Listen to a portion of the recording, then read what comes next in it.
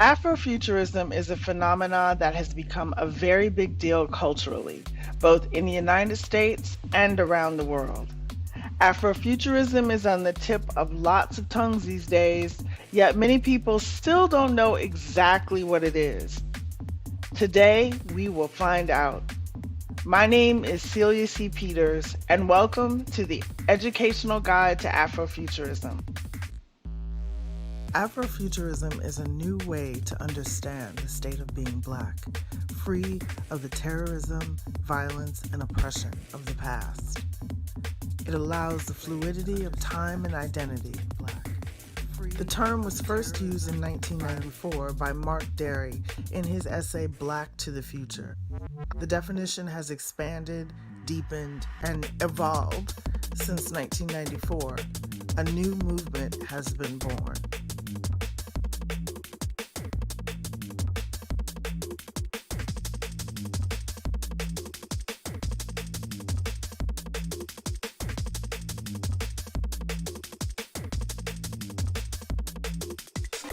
The roots of Afrofuturism go back to ancient spiritual beliefs on the continent of Africa. These beliefs influenced iconic Black American creatives who in turn influenced their audiences with their cosmic perspectives. For the Yoruba, life is a series of reincarnations.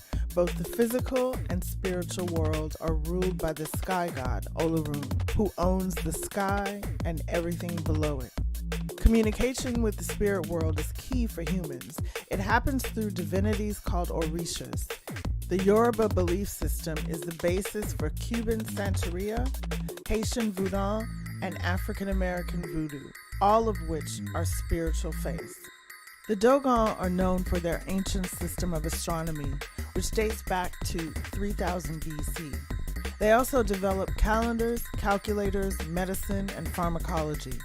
The Dogon origin story involves Amma, the supreme god who created the Nomo, amphibious, hermaphroditic beings who came to Earth from Sirius A.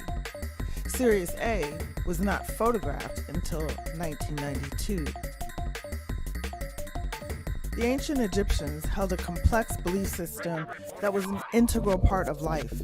In fact, there was no word for religion because it wasn't separate from their existence. They believed in deities of various levels, but all gods and goddesses were involved in the human world. These deities took many forms. There was an eternal order to existence, and the pharaoh bridged the human and divine worlds. Jazz musician Sun Ra was the catalyst for Afrofuturism in modern Black American culture. Sun Ra was born Herman Blount in 1914. He was a musical prodigy as a child, but as a college student at Alabama Agricultural and Mechanical University, he described being abducted by aliens, and the experience changed his path from straight-ahead jazz to the cosmic sound that defined his career. By the 1970s, Sun Ra was in full pharaoh mode. His 1974 film, Space is the Place, was a game changer. Sun Ra's message was not simply escapism, it was revolutionary.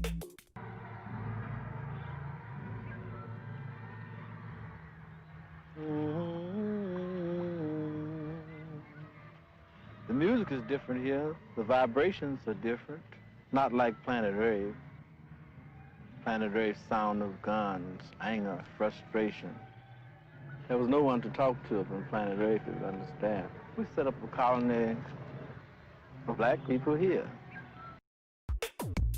Funketeer George Clinton and his band Parliament, along with his alter ego Starchild, carried Sun Ra's cosmic torch.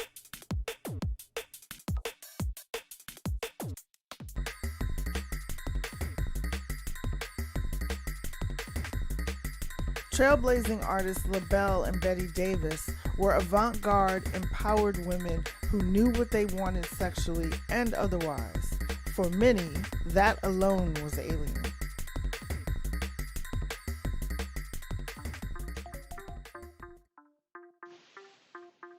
Literature is a realm where imaginations truly run free.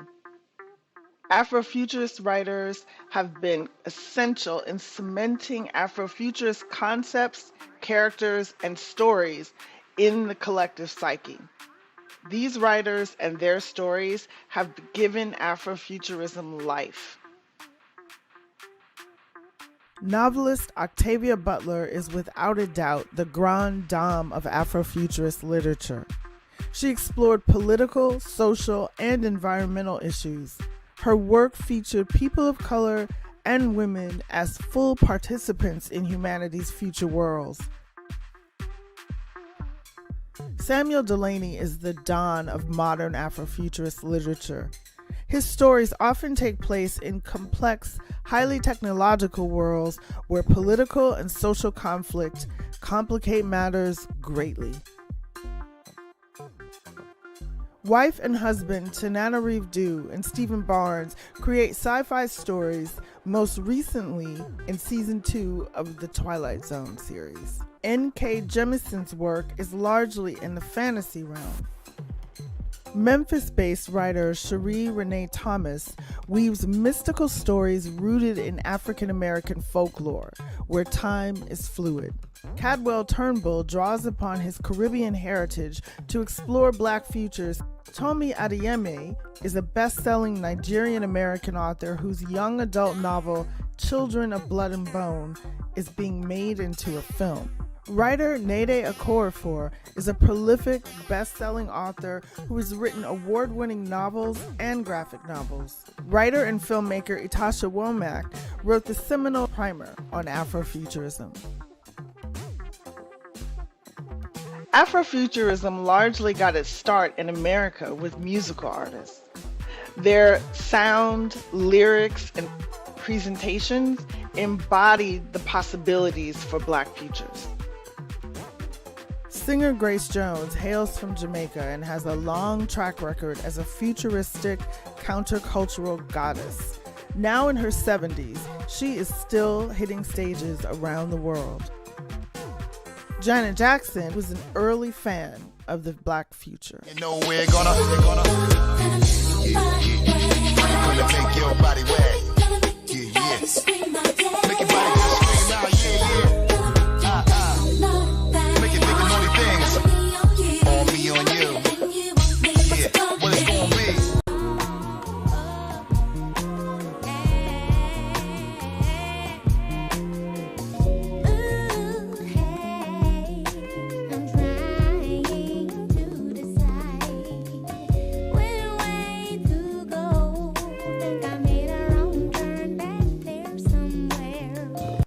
Missy Elliott has always been a pioneer with futuristic approach. Roll up on him in my Latin book. Jump out like skirt, yeah, bro. You need a chick like me to make you wanna leave them other bars, you know, narrow. Yeah, he got bands in the bando. Missy got dudes in Orlando. Plus I got cause it depend for. Man, I be too much to handle. Watch what I do when I get up on you, Poppy Petro. In my room and zoom in the pool. He watching my body like he watching Scandal.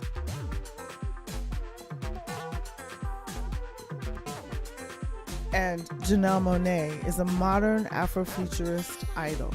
I never like to follow around the chase the sun. Oh me, oh me, oh me, oh my. Oh me, oh me, oh me, oh my. Cosmic jazz saxophonist Kamasi Washington is Sun Ra's heir apparent.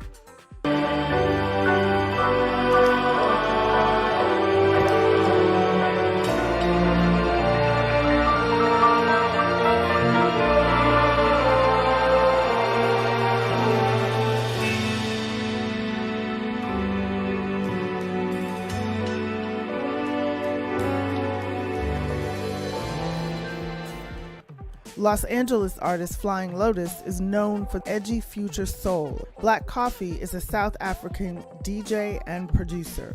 Ibeyi are French-Cuban twins whose music is infused with Yoruba belief. Laura Mvula is a British songstress who breaks boundaries with abstract soul. Black Brazilian artists have also claimed Afrofuturism as a platform for political and social power.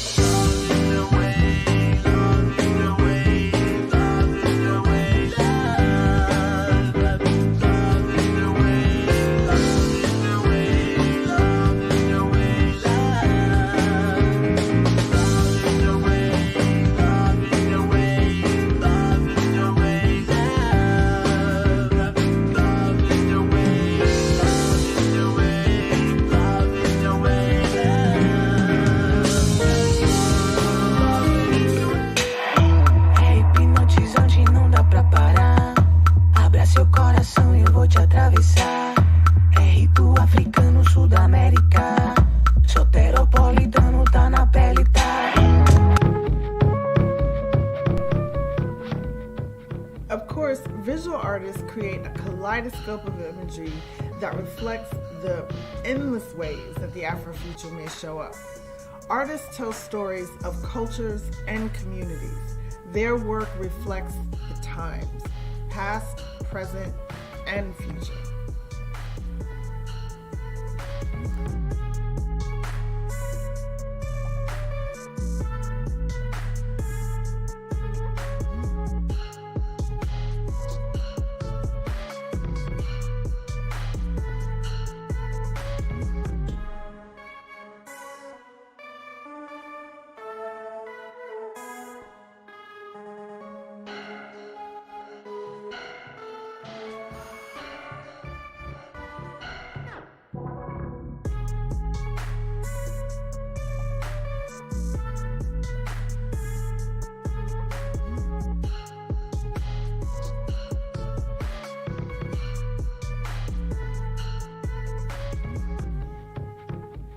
The children of the African diaspora are known to have a thing for adornment, whether in the Americas, in Europe, in the Caribbean, or on the continent of Africa. These stylistas are bringing fresh to death African-rooted style into the future.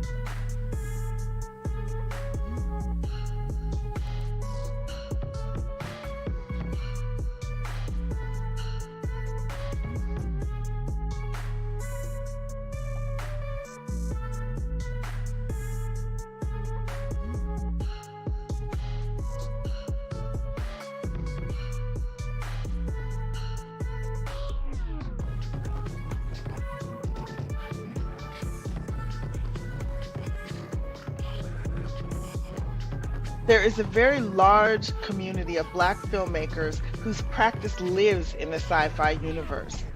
They tell stories of the Black experience that are not limited by the past or the present. The future is unwritten, and liberation is their subtext. And planted the mighty seed. It's growing. Soil sample. The one you sent. The box with no delivery note. I didn't send anything. Reported to security and move on. This could mean there's life on the outside. You are not qualified to determine that.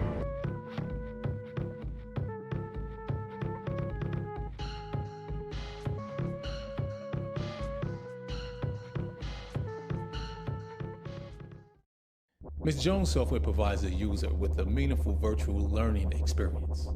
My focus is the interface between the brain and the digital. The possibilities here are endless. Hello, I'm Ambrose. You've entered Mind Expansion Level 1 program. Program creator, Roxanne P. Jones.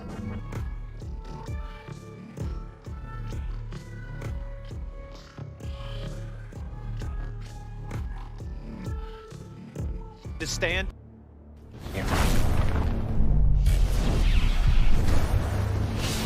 Those waters make you weak. In a few weeks, we can't leave. In a year, we're dead.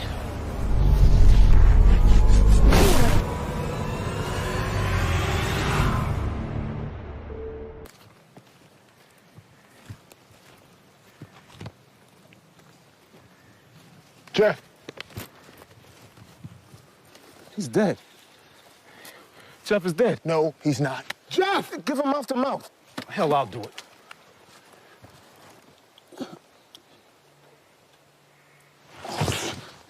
It's empty. What?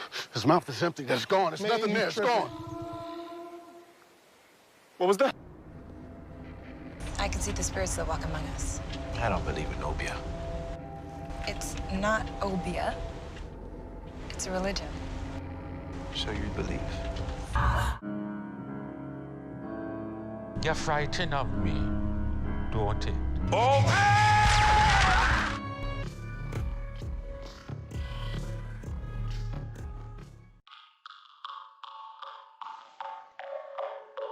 There are some very important cultural stewards who are working from an Afrocentric perspective.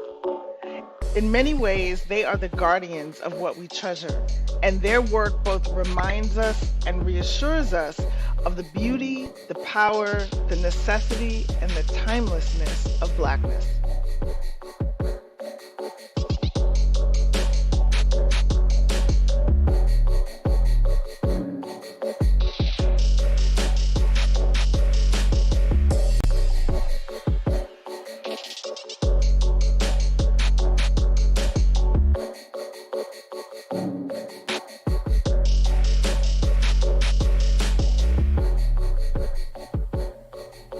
I hope you enjoyed our excursion. I also hope that you will explore Afrofuturism on your own. Please take time to find out more about the many, many innovative artists and thinkers who are making Afrofuturism into the gorgeous, very rich, multi-dimensional cultural phenomenon that it is. I also hope that you will keep in touch with me. You can find me at www.artisticfreedomltd.com. My name is Celia C. Peters. And until next, take good care, and I will see you in the Afrofuture.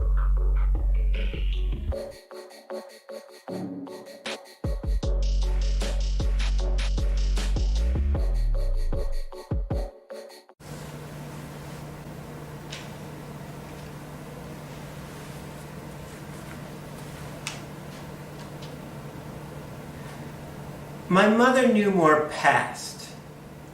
My father knew more history. That is, his stories were rooted in reality. Wars nobody won, Jim Crow laws, the ordinary things he saw when he closed his eyes. It was his present that was filled with lies. He'd come home every day, taking off his ties, telling us about the paperwork that filed his day. We all knew he really worked for the CIA. Tracking aliens. UFOs, men in black, things that aren't supposed to be there. He'd follow them on the ground, follow them in the air, do it all before dinner. Saving the world from aliens and aliens from the world. This involved mostly paperwork. And every now and then an agent would come wandering down the halls, hearing rumors his son was working, organizing Negroes and causing civil unrest. And my father would look up. Is this serious? Or Titan? Or the Andromeda Galaxy? Then why are you bothering me? I only do aliens. This brings me to my mother. Her past was a secret wrapped up in cigarettes and short skirts, and what she once said was way too much fun. So she invented another one. One where she spent her college days centuries ahead on a pan-solar spaceship, working as a stewardess. This involved mostly short skirts and smiles, but was a great way to travel. Unless the engine exploded and the hull started to unravel, which it once did. And my mother, the only one the crew left, promptly took control of the ship, for which she was promptly promoted to lieutenant, and then she promptly quit. 'cause a black woman couldn't be captain. And for the future, that was it. My mother returned to now, met my father and settled down. And that's how I see sci-fi. Your fantasy world can only get so bizarre. No matter where you go, there you are.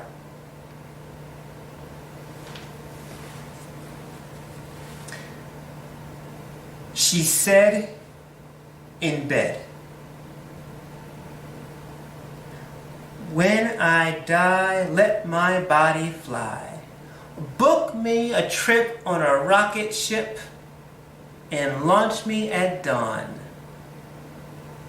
Play some Hendrix and Nina Simone song.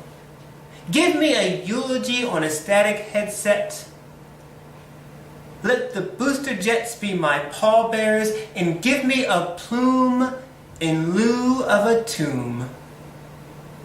And everyone awake who likes to fake some caffeinated joy can take their eyes from their latte chais and turn their face to space instead."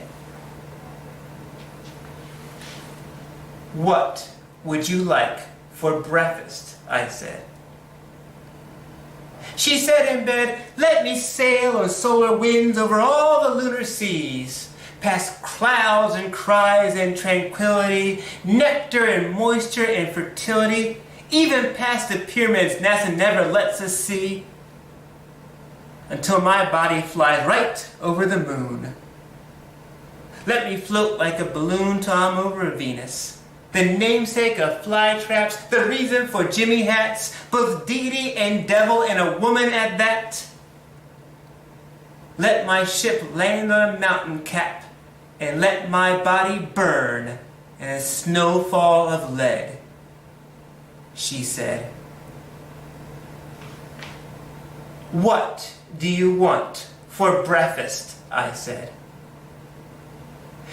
"Let me burn 700 degrees under a shower of pure CO2. Let me walk with no shoes on volcanic plains and wash my hair in sulfuric rains. Just don't leave me down here. On Earth, I watch fathers get shot in patrol cars while cops shoot sons with empty hands. Bury me on a land where I can never stand, in air I can never breathe, on a planet I can never know, around a star I cannot see.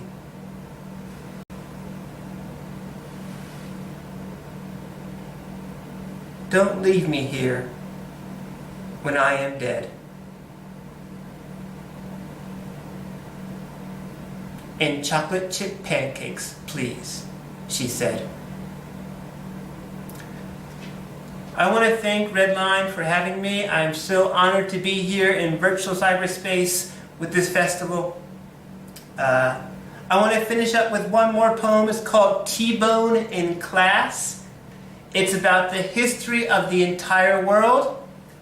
It takes about 5 minutes. Intro. In the beginning, there was I and nothing else, so I was everything but could not be, since there was nothing to identify myself against. In the beginning, there was I, but nothing to see, so the eye closed and there was darkness. But darkness is something. This is nothing. In the beginning, there was I, as in yes, as in agreed, as in alright? And this isn't exactly the enigma of existence, but at least it's a positive start. Inserts. In the beginning, we were writers and sculptors and priest-chief oracles, and we built the pyramids and cities of gold with math so perfect, it is told that aliens came down and said, "How'd you do that?" And that gods came down and said, "Show us more." So we fed the hungry and we paid the poor. And in the beginning, the middle, and the end, Every man and each woman was a king or queen, or a savage seed of Cedius Cain that beat our chest in all the wrong ways, ate brontosaurus in British campaigns until Christianity came. Put the saved in double chains, chariots came and took us home again. Civilization. After a while, a carpenter learns from his mother his father's farther away than he originally thought. In distraught, he flees to Egypt and spends 12 years, his days in class and his nights changing water into beer. Upon returning, decides anointed the term of slavery and changes his name to Jesus X. Hence the term Xmas. Let me regress. The other JC dies Rubicon, crosses town sitting Vinny, then sleeps with a sister who claims to be Cretan, maybe Mycenaean, probably not lesbian, but this starts an intergovernmental conspiracy to combat the gravity of a supersexual in power. The Senate impeaches 27 times and an hour later puts a man named Stupid in charge. Then jumps a barge and flees off to Egypt. Mark Antony falls in love with a sister. Let me dismiss the next 470 years. Nothing but gladiator games until the Vandals invade. Rename the empire feudal. 400 years in Europe and nothing you need to know except the invention of the crossbow, to which the Pope said no, fearing it would cause a Holocaust, which the Pope later ignored. Europe explores Persia and Sahara for glory, God, and gold. Feeling bold, Europe decides to stay. The Crusades ensue. Europe invades Timbuktu. Kick the Habe out. And in their defeat, in their shame, the Habe changed their name to Doggone, and to doggone shame.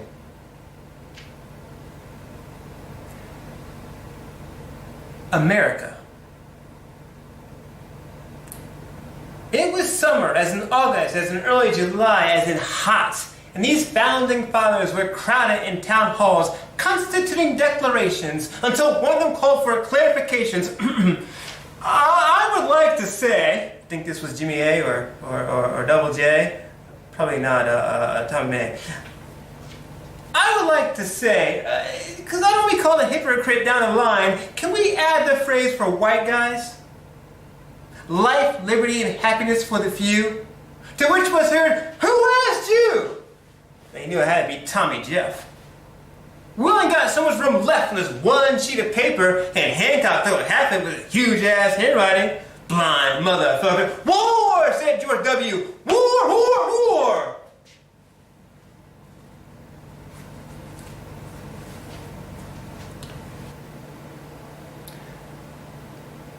The 70s.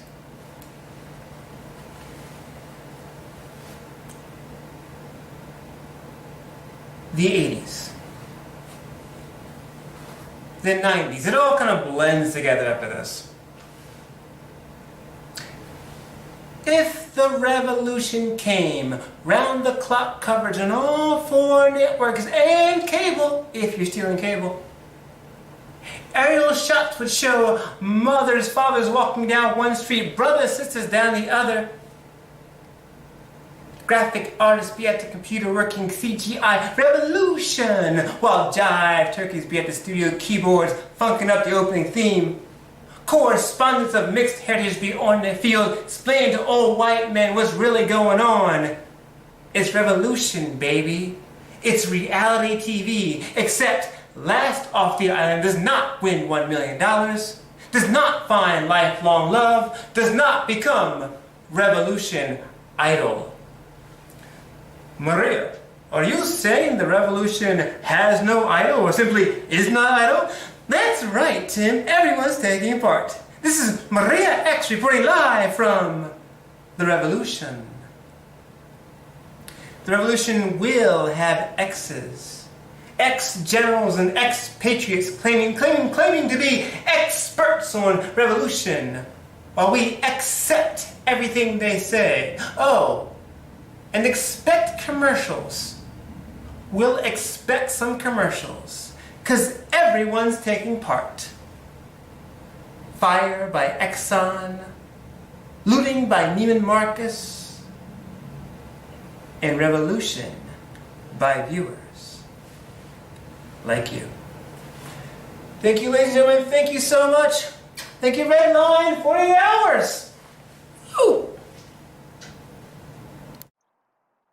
I like the kind.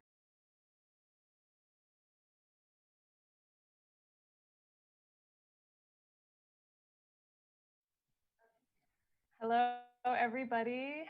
I just want to say welcome to Conversations with Gen Z at RedLine's 48 Hours Virtual Summit. My name is Esther Hernandez, and I'm the Creative Programming Manager at Platform. Art Lab is a paid internship for high school students that utilizes the arts to achieve on-time graduation from high school and preparation for post-secondary success, while also offering social and civic engagement opportunities to create positive change, which is why we're here today.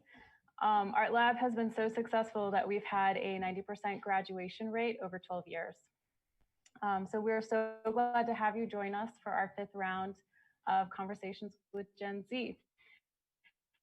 This is our first time doing it virtual, so hopefully everything goes smoothly, so bear with us.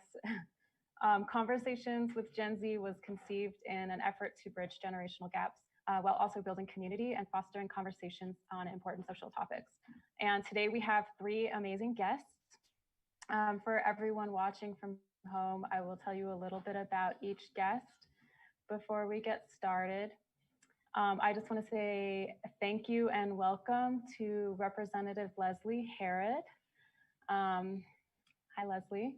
Representative Herod was elected in 2016 as the first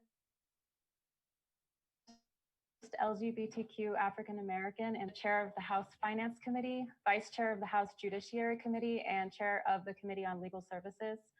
Representative Herod also chairs the Colorado Black Democratic Legislative Caucus and the Arts Caucus. And I would also like to say welcome and thank you to Dr. Christopher Bell. Dr. Christopher Bell is the Director of Graduate Studies and an Associate Professor of Media Studies in the Department of Communication at the University of Colorado in Colorado Springs. After his viral TED Talk, Bring on the Female Superheroes, in 2016, he became a diversity and inclusiveness consultant for Pixar Animation Studios. And next, I would like to say thank you and welcome to Toluwanimi Obiwole. Tolua is a Nigerian-born, Colorado-raised poet, organizer, and educator holding a degree in ethnic studies. She was the founder and lead organizer of the Palm Wine Collective, first youth poet laureate in 2015, and she was a member as well. So thank you all for being here. I would also like to introduce our amazing Art Lab interns. And so I'm going to go around the room and say your name. If you would like to just say hello into the mic and wave when I say your name and what school you go to. So today we are joined by Zarian Cruz, who has recently graduated from Rise Up Academy. Zarian? Hi. And then next we are joined by Jojo Valdez, who has recently graduated from Lincoln High School. Jojo, say hello.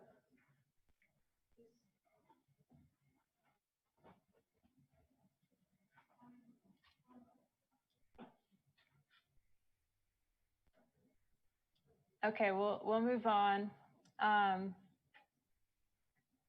We also have Zeta Seaver in the room today, who has recently graduated from Kunzmiller Academy. Hi guys, I'm excited to be talking with you all. And we're also joined by Kevin Sandoval from South High School, who recently graduated as well. Hi everyone. Hi Kevin, say hello. And Lucy Rojo Roca is here from DSST High School.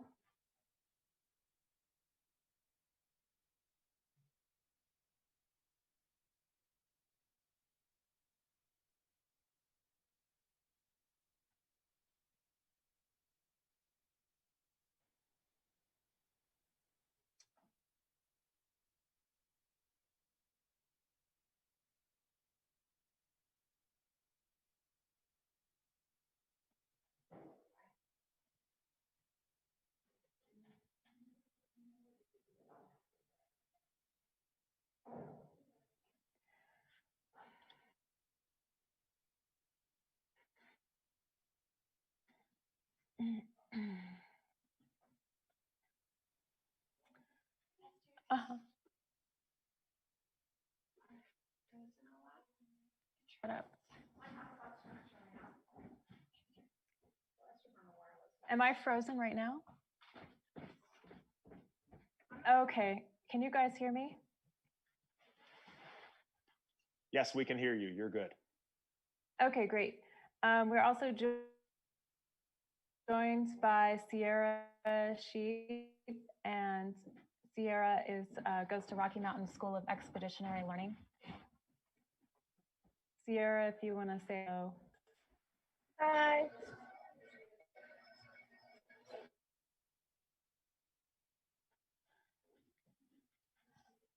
Okay, and I think that's all of the interns today. Oh, Jojo, you made it. If you like to say hello and let everybody know who you are. Hello, my name is Jojo Valdez, and I went to Abraham Lincoln High School, going to Metro, and yeah.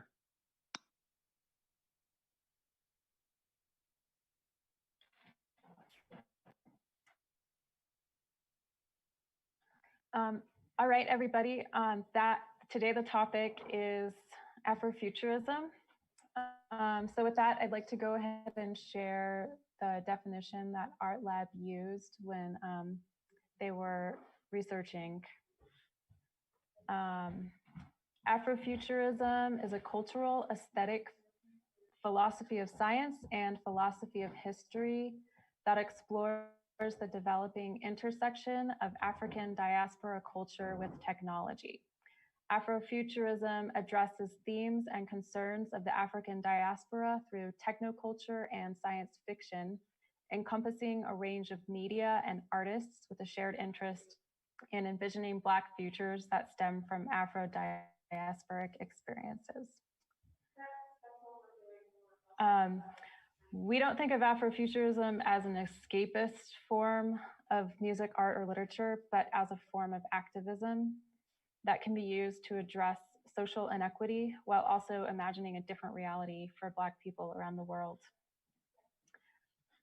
With that being said, I think we can go ahead and get started. We have about 50 minutes for the bulk of the conversation, and then we'll spend about 5 to 10 minutes for questions and closing remarks. If you are or feel free to drop a question in the comments, and one of our moderators will let us know what the questions are, and we will do our best to get to it depending on how much time we have. Yeah, so I will go ahead and turn it over to our interns to get started.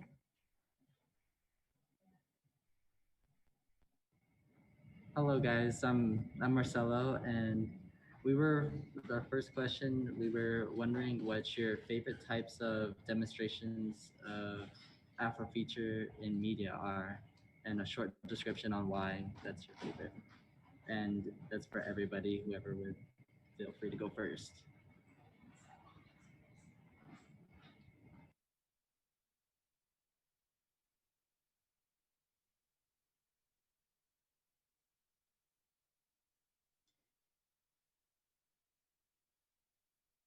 Okay, well, I guess I'll jump in.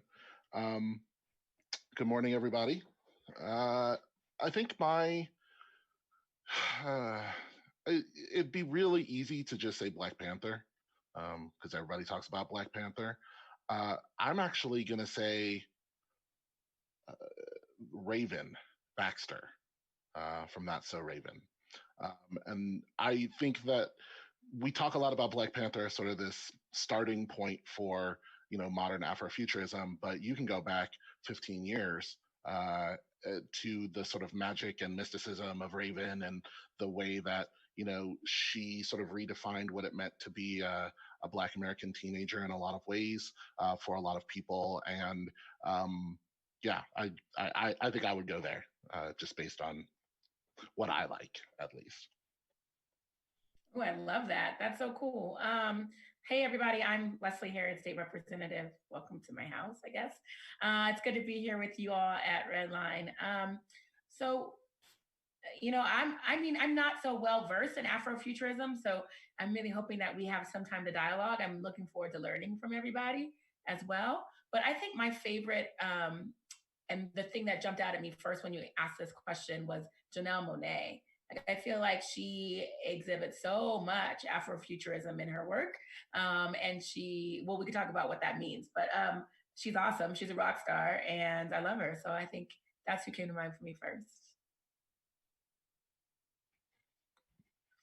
Fantastic. I love those answers. Also, hello, my name is Solua. My pronouns are they and she. And one of my favorites, I'd say like a combination of things of Storm from X-Men, yes, Janelle Monáe, and then also there's a community on Instagram of people who talk about data healing and how to use technology and these aesthetics and understandings of Afrofuturism in order to organize and create like presently tangible community solutions from data, taking back things like the internet, taking back control of data and technology. And a lot of these organizers are Black and are we're founding our ideals and theories on Black and Afro-Indigenous concepts. So that right now is my favorite thing to dive into in terms of that.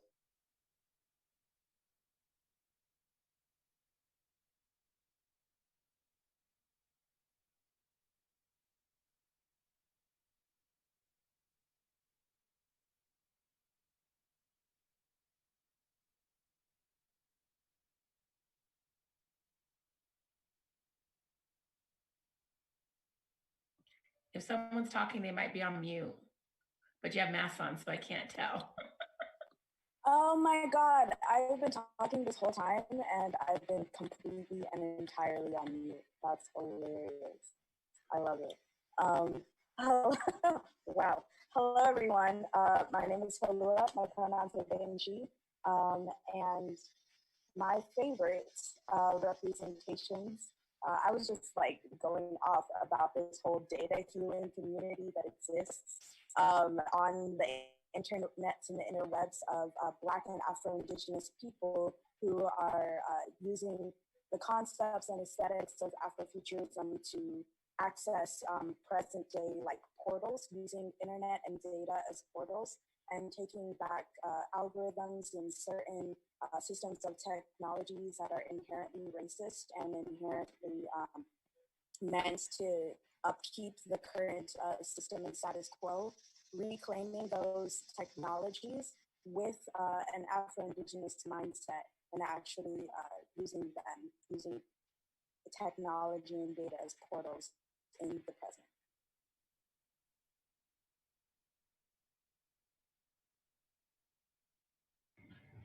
All right. Well, that's what.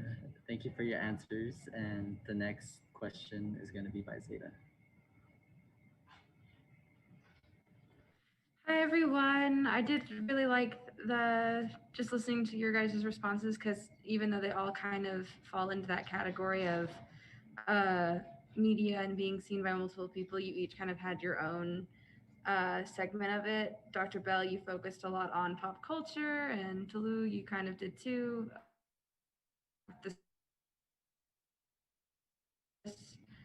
Via social media, paired with the celebrity role model aspect. So I just thought that was awesome. You guys all had mainstream but very various answers. My question is not so much as which ones you look for, but what you think the overall influence of Afrofuturism has been on media and what the consequences of it appearing in the different ways that it has, like the ways you've mentioned, like what have been the effects of Afrofuturism. So I love this question. And I think it really speaks to a lot of the work that I'm doing. So I do story consulting for animation studios around the issues of representation and diversity. So I have done a lot of work with Pixar animation studios. I'm doing some work with Blue Sky animation studios. And also I am actually currently writing a movie with Skydance Animation. And in all of that work, the thing that jumps out to me is the thing that I think Afrofuturism, especially in this historical moment, has really brought to the table, which is when you own the means of production, you get to control the narrative. That is the way that contemporary media work. So if I own the television studio, I decide within the television shows. If I own the film studio, I decide within the movies. And one of the things that has really sort of brought into the forefront and really we're coming to grips with as an industry right now is what that means is who tells the story matters immensely. Who gets to tell the story matters immensely for how the story gets told. So if we want to imagine Afrofuturism at its very most basic concept is just what does tomorrow look like? And in particular, what does tomorrow look like for Black and Brown people? And the answers to that can be wide and varied. Afrofuturism really centers on science fiction, but it doesn't have to. And we're expanding what we think of as Afrofuturism in lots of different respects. But at its very core is this idea of science fiction, because science fiction is all about what does the future look like. And so one of the things that we're finding is that if we want to imagine a future in which Black and Brown people are recognized and important and contributing, and in many cases, even just there. Science fiction for a long time just erased Black and Brown people from the future entirely, or recast Black and Brown people as aliens. So there is a future for Black people, just not in humanity. Both of those are sort of terrible outcomes. But if we want to imagine this future in which Black and Brown people are valued and contributing and important, then it's important that we support Black and Brown voices trying to tell those stories. Now, that said, we need to be careful we don't fall into the trap, because there is a trap. And I am currently fighting a trap right now in my own work, which is, I'm involved in several animated movies. One, I had a meeting just this week in which we presented some reels to a group of people, and the main character, the main protagonist in that was Black, but the director is white. And although I have been really consulting with them, they presented the work, and the focus group that it was presented to basically said, this director is white. That's not the right person to tell this story. And, we have this black protagonist, and why does this white director get to tell this story, and blah, blah, blah. And what people think is, oh, well, then that means they're going to go out and they're going to hire a black director to come in and direct this story. And that's not how the industry works at all. There's too much time and energy and effort already invested. So what ends up happening instead is they just make that black character white. And now, not only do we have one fewer positive black protagonist in the world, but we've also put a black actor out of work. And we've also introduced the idea to a director that they are not allowed to direct black protagonists. And we've also introduced the studio to the idea that unless they hire a black director, they can't have a black protagonist. That's a trap. And so we need to be very, very mindful of that as a community if we want to see our stories hit the screens. So I think that there's been a ton of positive influence in terms of Afrofuturism, in terms of seeing Black people in roles that we haven't traditionally seen them in. Things like superhero roles, or politicians in the future, or there are lots of science fiction films with Black presidents in the future, and so on and so forth. Starfleet captains, and Lando Calrissian, and all kinds of things that we can imagine, ways that Black people will be integral into the future. And I think that's been nothing but positive, really. I have a follow-up question to that, because you've been speaking about the trap that's worth falling in, that is possible to fall into. Where does that line get drawn in terms of the industry then? Because if you have a film that has a Black protagonist yet is directed by a white director, yes, we don't want to fall into that trap. But say for a film like Black Panther, where if that had been directed by and crewed by a dominantly white director, producer, screenwriter, I'm sure it would have had a very different reaction. So I'm curious, it would have been a completely different film. Would have been a completely different where is film. that line for who gets to direct what is represented? I think that the line is not either or, it's yes and. I think that Black Panther was successful because Ryan Coogler brought that film to the table. In much the same way that Wonder Woman was successful because Patty Jenkins brought that to the table. When people get to tell their own stories, they're a very different kind of story. That said, Black Panther is an insular story. It is a story about an African superhero in Africa, and necessarily needed to be told by a Black director. I'm talking more about, they're about to reintroduce X-Men into the cinematic universe. I don't want to see Storm erased because they hire Joss Whedon to direct that.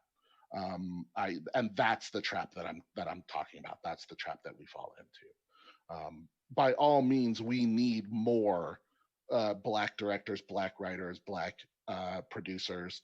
I am actively involved in the industry in attempting to cultivate this next generation of Black storytellers, particularly in animation. And there's a really great group of Black animators, Black producers, Black directors who are also actively engaged in raising up generation of new storytellers of color, particularly Black storytellers. That said, one of the most salient things that was told to me when I started working in professional big budget animation was, yes, we want more Black directors, but right now we don't have any. And we can't just turn the keys over to $300 million to someone who's never directed a movie before. So one of the things that the industry is actively involved in is bringing up more Black co-directors, co-producers, putting them in positions where they can be mentored, learn on a project, and then they are ready to direct their own project on the next time around. And we're seeing a lot of that this year. You'll see one of the first for Pixar this November with the film Soul, which is directed by Pete Docter, but it's co-directed by Kemp Powers, who is a young Black director who will be able then to move into a space where he can direct his own picture. So that's how we're going to get there. Anyway, that's kind of a rambling answer, but I'll step back. No, thank you. And I should have clarified at the beginning that this question was primarily aimed at you because you are in the industry and you have seen the influences and you get to create those influences firsthand. So thank you for that. If Tallulah and Representative Herod are okay, I'd like to move the next question on to Kevin, who will mostly be speaking with Representative Herod. Hello, everyone. This question, like Seda said, is aimed at Representative Herod. But if anyone else feels like answering, you can. How does Afrofuturism interact with, coexist with, and enhance other historically marginalized communities, like the LGBTQ, people of color, people living with disabilities, etc.? Yeah. So it's really interesting, and I really appreciate Dr. Bell's comments. It made me kind of think more about my history with Afrofuturism.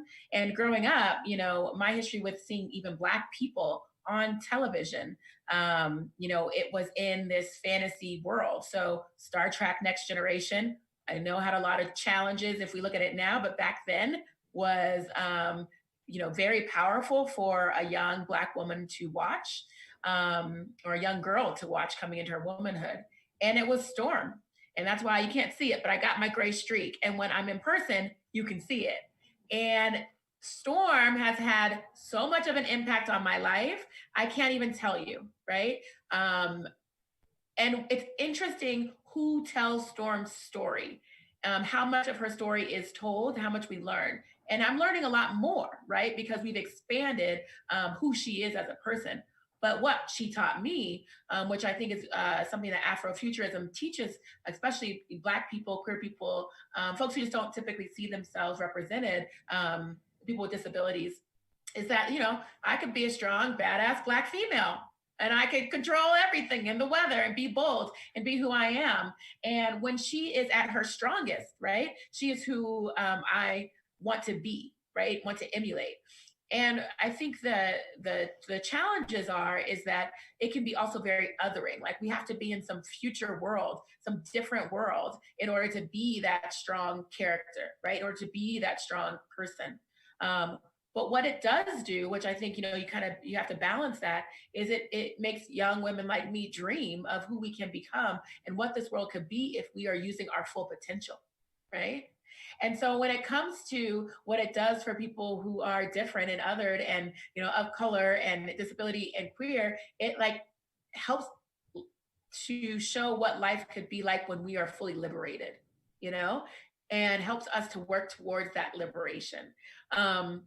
And so that's something that has always inspired me about Afrofuturism, about, you know, Black people and people of color, women of color being centered in that time, is because everything that we are told that can confine us and constrain us in this other world does not, especially if it's imagined by the right person, i.e.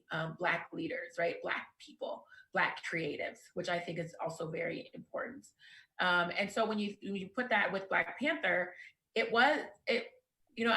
does feel like escapism to me, right? For a Black person living in America right now, it does feel like escapism, but it also shows what we can be like when we're living in our own full strength, you know, and whatever we want to do with that, that is real and that is inspiring and it's powerful. So how do we translate that into the world we live in now, right? How do we become these amazing and dynamic Afrofuturistic people and characters and put that into now, in the middle of this, you know, fight for racial equality, the middle of these protests, the middle of, you know, this othering, but also this amazing coming together of community? How do we let our superpowers shine? And that's something that I love imagining through Afrofuturism.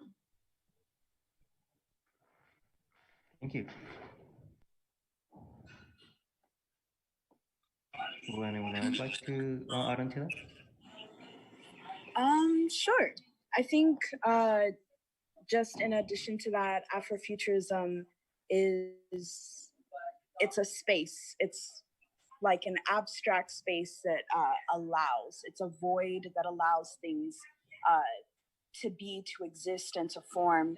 And I think that's important to remember when considering Afrofuturism in context of communities that are not Black. That are, all of the other communities. I operate off of this idea that all of our liberation is tied. And so with the freeing and the self-exploration of one community, there's space that is provided for everyone else to also access that. And I think that Afrofuturism allows people to live and celebrate the nuances of their situations. For instance, Afrofuturism allows Black people to see themselves in the future, but it also creates and complicates this conversation around Blackness in a global context as well. Because for as empowering as Black Panther might have been for a lot of Black communities in America, for a lot of communities on the continent of Africa, it was kind of weird a little bit because it kind of fetishized and portrayed the continent in a way that made people think it was this mystical, otherworldly place, which in many ways it is, but it also, I think that there needs to be balancing conversations that allow people to see the whole picture. And I think Afrofuturism definitely allows for that. I would agree. I think that one of the most important things that, and I'm so glad that, Leslie brought this up. One of the most important things that Afrofuturism does is it allows Black people to see themselves in situations that have been traditionally and historically locked away from them, cut off from them. It'll for the superhero genre, for example. There's a reason why we refer to superheroes and Black superheroes, because terminologically, the term superhero implies whiteness. Not that it should, but it does practically. When we talk, in the same way that we have to say female superhero because superhero implies maleness and so on and so forth. Just the way the conversation has developed. Well, it allows a young Black girl to see herself in a different space and to imagine something else that she might possibly be.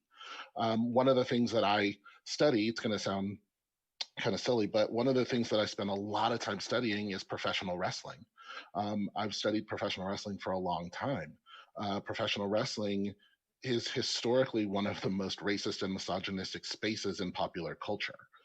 If you look at the history of it, yet in 2020, at the beginning of July, 11 of 16 champions within the WWE, the biggest professional wrestling organization in the world, were Black. That means something to an entire generation of kids who grew up seeing blatantly, offensively racist portrayals of themselves in that space.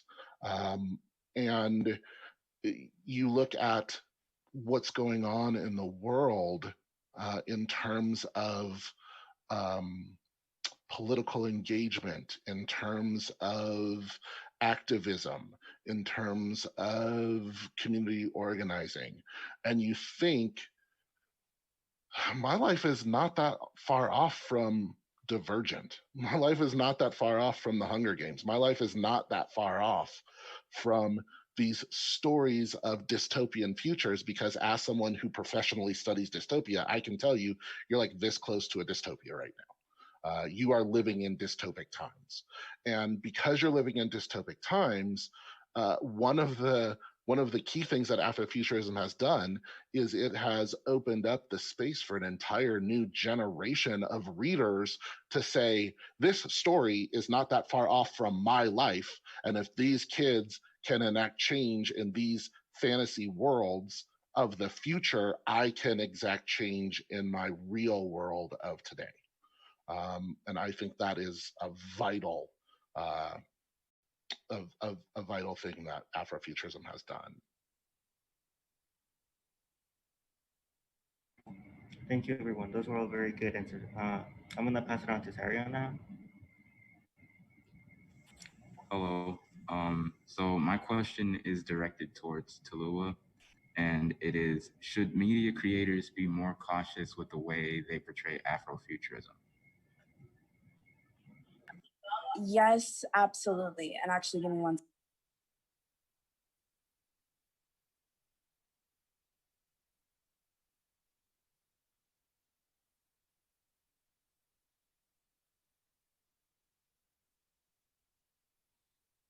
If we can have someone else field that question. Oh, there's Talua. Sorry, I had to, my environment was a little loud. But yes, I absolutely do think that media creators need to be cautious about Afrofuturism because it is a complex space. It is a space that has so many conversations that need to be had. And if Afrofuturism is commercialized in a way that sticks it in time, or commercialized in a way that in the way that capitalism does, where if you can capture an idea and an image and sell it over and over again, then it belongs to somebody. And so because Afrofuturism is this really important technology for Black people and really Indigenous people all over the world to practice survival, to survive, it cannot be co-opted and commercialized in the ways that things like pride or many aspects of the LGBTQ movements or campaigns have happened. And so I think that it needs its space to breathe, and the conversation about Afrofuturism needs to be as deep and rich and complex as the very imaginations of the Black people who are making art in this space, who are organizing from this space, who are living from this space. I think that it's something, something to be engaged with on a deep level. And so I definitely think that people need to watch how it is portrayed. Yeah. Amazing. Does anyone else have any things they want to add to that? I was just going to say, it's a weird space for me because I completely agree with that, and then also completely disagree. And it's in this one way, which is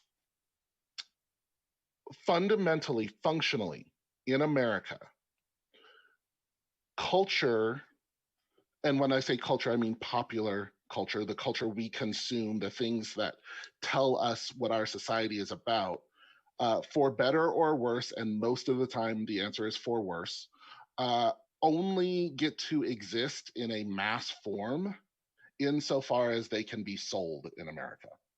It's just the reality. And so when I think about whether or not whether or not the ways in which we engage with Afrofuturism should be commercialized, I think there are ways to be savvy about that commercialization that actually help to spread this in a way that I think can be incredibly positive. And I understand the sort of ways in which once something is taken, it's often taken in order to neutralize it. It's often taken to subdue it. It's often taken to stop it from being revolutionary in some way. You think of someone like the example I give my students all the time is someone like Ice Cube, right? Who 30 years ago was saying F the police, and today is starring in family buddy comedies, which then neutralizes the radical element that he could have been continuing in society or something like that. And so I do understand that capitalism, the commercialization of a thing can have both a chilling effect and an incredibly sort of negative effect on the revolutionary nature of a thing. That said, I want to sell as much Afrofuturism as I can. I want to sell it to I want every person consuming it. I just do. As someone from within the industry, I think that to me that is the future that Afrofuturism has given me, which is I want to sell Black people to everyone, and I want people to consume our stories, and I want people to normalize Black characters in things, to normalize Black stories, to normalize Black storytellers. I don't want that to be the exception to the rule. I don't want that to be an add-on to a white industry. I want that to become the norm, and the only way to do that is, for better or worse, through the process that we have for distributing culture in this society. And I totally hear that, and I think the one thing I would say is what I'm speaking of is not like, no, let's not, make Afrofuturism part of or as big as, mainstream culture. What I'm saying is that there needs within that world. So for as many directors of Black Panthers there are, as many Terrence Nances there are, as many Octavia Butlers as there are, like, those people need their spotlight and their shine. There shouldn't just be one movie that we talk about or reference when we're talking about Afrofuturism. Totally agree. And that's what I mean by the commercialization or the co-opting of it, is that it's pretty soon you get to a point where you create an add-on where it's like, oh, this is the one movie of the year. Yeah. What do you want from us? We already made our Ryan Coogler movie this year. Right. Exactly. Right. And so what I'm saying is, like, there needs to be like things like Black Planet, things like the Black Internet, the literal Black Internet, Black coders, Black programmers, Black data analysts, like all of those people are super instrumental. Black animators, all those people are super instrumental in creating those alternative worlds while this mainstream one is crumbling.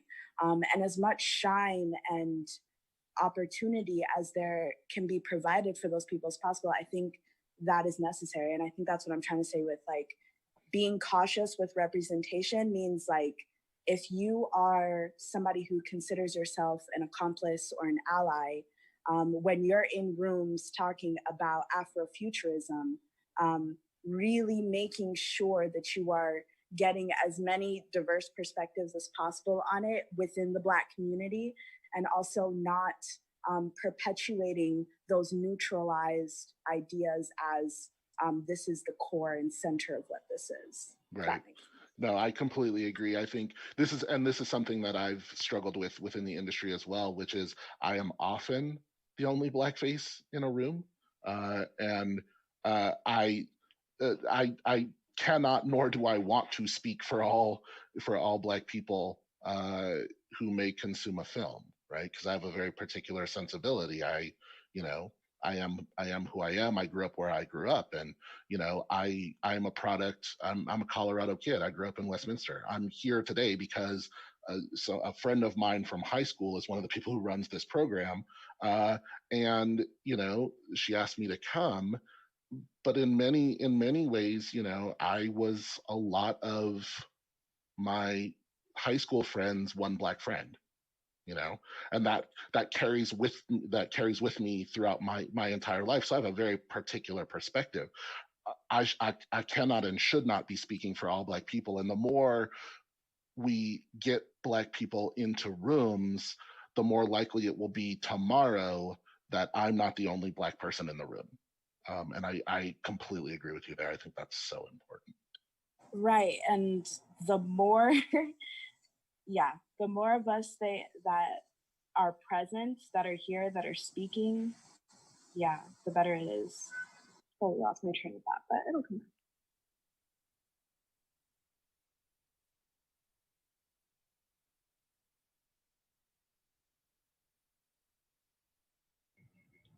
Thank you for your responses, and I'm passing it to Sierra now. Hi, everybody. I hope y'all are doing well. My question is, what challenges do intersectional identities face in Afrofuturism? And I'd also like to extend that to the concept of colorism and how that presents itself in media that's considered part of Afrofuturism. And for anyone that's part of the live stream that is not familiar with the term intersectionality, I brought a definition for you guys. So just like a basic Google definition says, intersectionality is a theoretical framework for understanding how aspects of a person's social and political identities might combine to create unique models of discrimination and privilege. So whoever would like to answer that question, go ahead.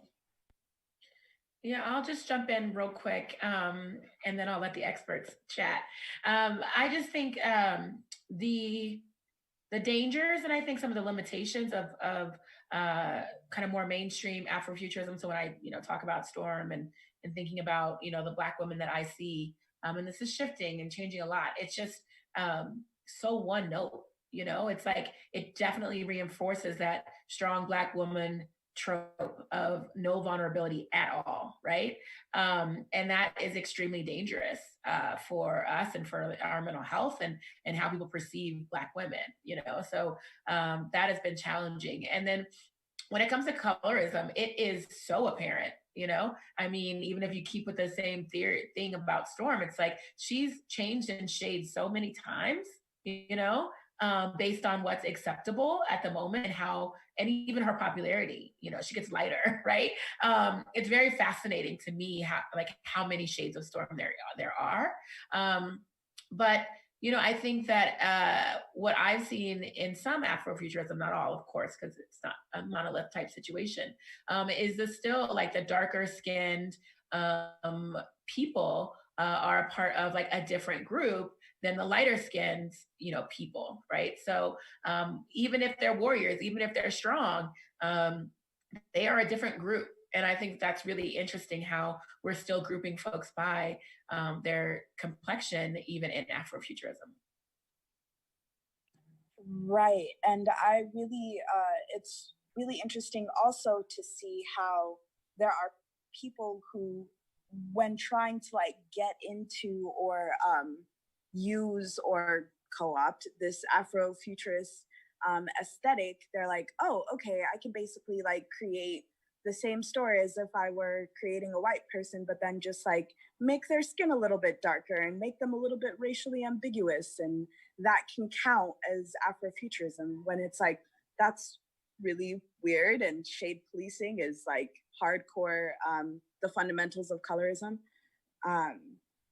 Yeah, it's so interesting to me. But then also on the other hand of that, I think that once again, Afrofuturism is this place, is this space for intersectionality. I feel like whenever I'm talking about Afrofuturism, I use a lot of like super tech, super weird calculus differential equations language. And I'm like trying to like translate that in my head. But yeah, I think that within that space of intersectionality, we get to see people and characters who challenge concepts of gender. And I think that those conversations are really important, specifically within the Black communities. And I say communities because there isn't just one Black community, obviously. Like, not all Black people like and know each other. I think that within certain Black spaces, like, it's necessary to challenge, like, okay, well, what is that, space when you're not a boy or a girl or you're both or whatever? And what is that space when you have so many different shades and colors within your lineage and within your family? I think then we have to look at global expressions of Afrofuturism, because here in America, we are so trained and focused on, monolithic representations, because that's how we've been programmed here in this country and in the West in general, that we really need to like expand where we are looking when we're looking at examples of intersectionality in Afrofuturism. Yeah, I would agree. I think one of the most interesting, because again, Afrofuturism is so tied to science fiction, one of the most interesting things about science fiction is that you're literally playing in a fantasy world, right? I mean, there's no a priori reason why any contemporary structures need to exist in on another planet or in another time or in another space, and yet they do, and they do in very rigid ways, because American popular culture functions on a few core principles, um, and one of which is uh, what I call regular plus one. So you're allowed in any science fiction space to have a plus one something. So, for example, Star Trek gives us American expansionism military operation disguised as scientific exploration plus aliens. You get what? You get a plus one. Um, or the Hunger Games gives us dystopian future plus female protagonist. So plus the plus one is girl gets to be center of attention. You get one thing, and the problem with that is that we are not plus one people by general nature. We're not plus one people, and because we're not plus one people, but we're socially conditioned to like, and more importantly, to expect plus one stories. This vast playground that we have to play with is infinitely reduced to the structures that we already know. So your science fiction story with all the aliens coming to get us are still going to have heterosexual relationships. They're still going to have binary gender. They're still going to have our sort of modern conception of socioeconomics. They're still going to have all of these things that we recognize because historically we have been told and then reinforced through its own sort of self-fulfilling prophecy that we can't handle more than a plus one thing. So yeah, I mean, it is one of the more disappointing aspects of being a science fiction fan is coming into this space and then being like, oh, cool. So the plus one thing is just that Black people exist. Sweet. Okay, so now everything else is off the table, basically, and that's problematic. Thank you all so much for your amazing answers. I think for the sake of time, we should move on to the next question. So I'll go ahead and pass that on. Hello, I'm Lucy. This question is most directed to Lua. How does the power of Afrofuturism and poetry motivate the youth? And more specifically, how do we motivate youth through these concepts and art forms? Yeah, that's a great question, and I think that we need to talk more often about how Afrofuturism was first and foremost a technology for people to survive their present circumstances, and then it became expressed through the art that these people made. So I think that us trying to apply Afrofuturism from its artistic concept directly to community is kind of like overstepping or overshadowing the fact that that's how it began. Sun Ra needed a way to literally rationalize the fact that people who look like him were dying every single day without reason. And then from that space, there was all of this art that was created. I think right now, the nature of Afrofuturism and Afropresentism, because I think that it's hard to have conversations about the future without grounding them in the present. So really more in terms of Afro-presentism, realizing that right now you can make actions and take steps to be in the future that you envision yourself in, and re-envisioning, reimagining the tools, the technologies, the art forms that we already have as portals. And I very specifically say portals, in the sci-fi sense of like literally jumping from one world to the next. I think that's what a lot of young people are doing right now, both on the internet and, in their physical lives, are recreating the world. Like Dr. Bell was saying, it's kind of like Afrofuturism is kind of like a fantasy world, right? Youth today, like it's not just a fantasy, like y'all are literally remaking and recreating the world. And so coming from a space of pure imagination that anything can happen. It's not just, oh, Black people are in the future and that's it. It's no, Black people are in the future and, we're living off the land, as well as surfing the internet on computers, as well as accessing, spiritual ascension, as well as, painting and creating really dope music, as well as being, queer and all of the things. Really, really using that limitless potential that imagination provides. I think that being in this dystopian world that we are in now, also this resistance that we're feeling is creating an opening. And so, this opening, just as in many examples of Afrofuturism, just allows a portal to another world, to literally create another world. And so I think that when harnessing, specifically when we're talking about poetry, right? Because there are so many ways to access Afrofuturist portals. As a multidisciplinary artist, I'm like, it could be by painting, it could be by poetry, music, anything.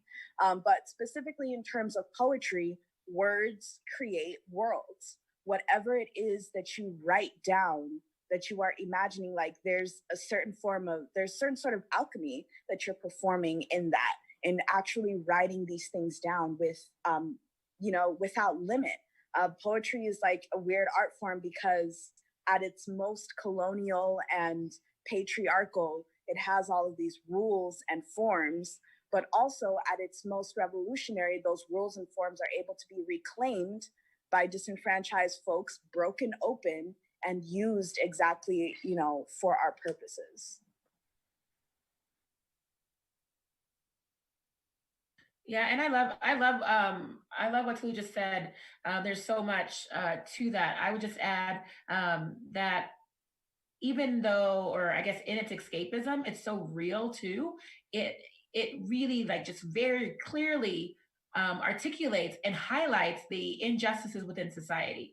So when you see it, it's like, especially for a young person, it might be hard to explain how you've been discriminated against personally, right? Or like how you've been interpreted because of something about you. But in Afrofuturism, it's so clear. It's like, it just seems more clear to me. And sometimes it's intentionally drawn to show the differences and the inequalities. And sometimes it just comes out. But I feel like it's just so much more clear, which is why it is, now too, right? I think you said Afro-presentism, it is now. And so when it comes to how it inspires young people, I mean, I feel like it's just so relatable, for a lot of us who are going through a lot of things. One thing I just want to add is that, we use this term escapism quite a bit today as sort of semi-pejorative. And I want to say escapism is functionally necessary. Escapism is valuable. Escapism can be a refuge. And one of the things that I love about sort of bringing together what Tallulah was saying and what Leslie was saying is that one of the vast benefits of escapism is not to sugarcoat things, but sometimes the world sucks. Sometimes the world sucks a lot today, right now. And it's nice to retreat into a space where you go, oh, look how awesome the future could be for Black people. Look, how powerful Black people could be in the future. Look at where, we might be able to go. Look at who we might be able to be. And then use that as a catalyst to say, so how do I get there? How do I make a future where there's Black Starfleet captains? How do I make a future where, the president of the galaxy is Black? How do I make a future where, it returns us to this space of Black kings and queens? How do I do that? And you don't get there without escapism. So I want to put back into the conversation the necessity of being able to escape and the power of sort of unfettered imagination. I think that's a beautiful thing, and I think it's really important. Guys, if I can jump in real quick. Oh, I'm sorry, Leslie Harrod. We have about 5 or more minutes left before we are going to have to transition out. You guys are doing a fantastic job. We do have one audience question in here, if I could throw that out, if that's okay. Sure. From the audience, we've talked a lot about the sphere of commercial, popular, cultural sphere in pop culture, but there's still an important role for nonprofits in addressing the concerns that have been expressed. For example, training Black film directors. Can you, and then maybe Leslie Harrod, you can jump in this. Can you talk about what that role is and what support structures are in place to support, for example, like RedLine, and what support needs aren't being met that need to be? Thank you. Absolutely. And I'm sure Dr. Bell can speak more to this, but we need more incubators. We need more spaces like RedLine, where artists can grow and develop and find their voice and keep finding and keep rediscovering their voice.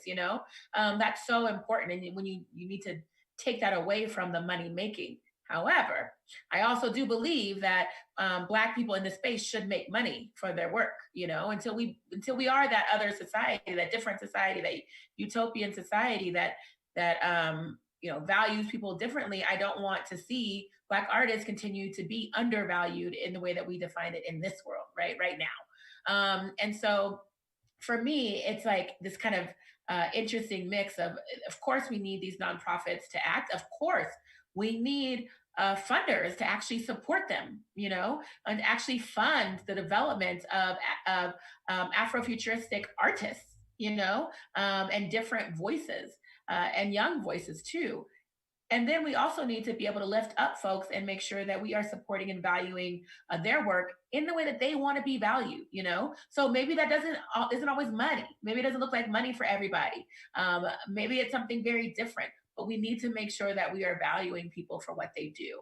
And we need nonprofits in the mix. We need incubators. I love this co-directing, this co-ownership thing so that we can actually learn and grow. Because again, Black people, we're strong and resilient, but folks like to throw us out there and think that it's going to make, we're going to make the moon and we might, but we need that support. We need that support. We need that mentorship. We need that space to grow. I would also add that, and yes, everything Leslie has said, but on top of that, like a lot of Afrofuturist artists have created roadmaps for like the literal things that we could do, like read Parable of the Sower by Octavia Butler. Like there are ways to practically survive. And honestly, in terms of the nonprofit system and the nonprofit industrial complex, I think that there needs to be a serious shift from the savior complex directly to how are we working cooperatively directly with communities, whether or not we get the recognition for it. And I think that is the exact kind of reparations mode that nonprofits, especially non-Black, white, nonprofit-led nonprofits need to be moving and shifting in.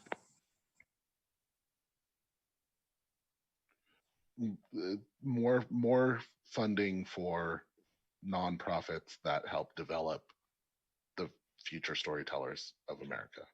That's the bottom line. Write your congressperson. Start there.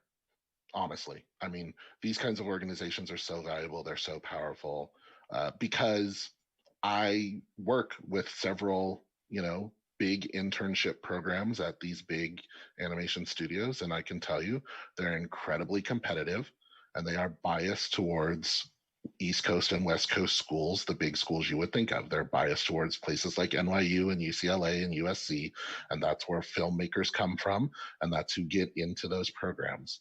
And so places like RedLine are incredibly invaluable for people who live, in Denver, which is not going to be a place where a million, new Black storytellers are going to come from under the current way that we think about the next generation of people in the professional space.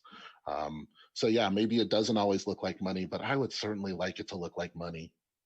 I would certainly like it to look like money for a lot of young up and coming Black filmmakers.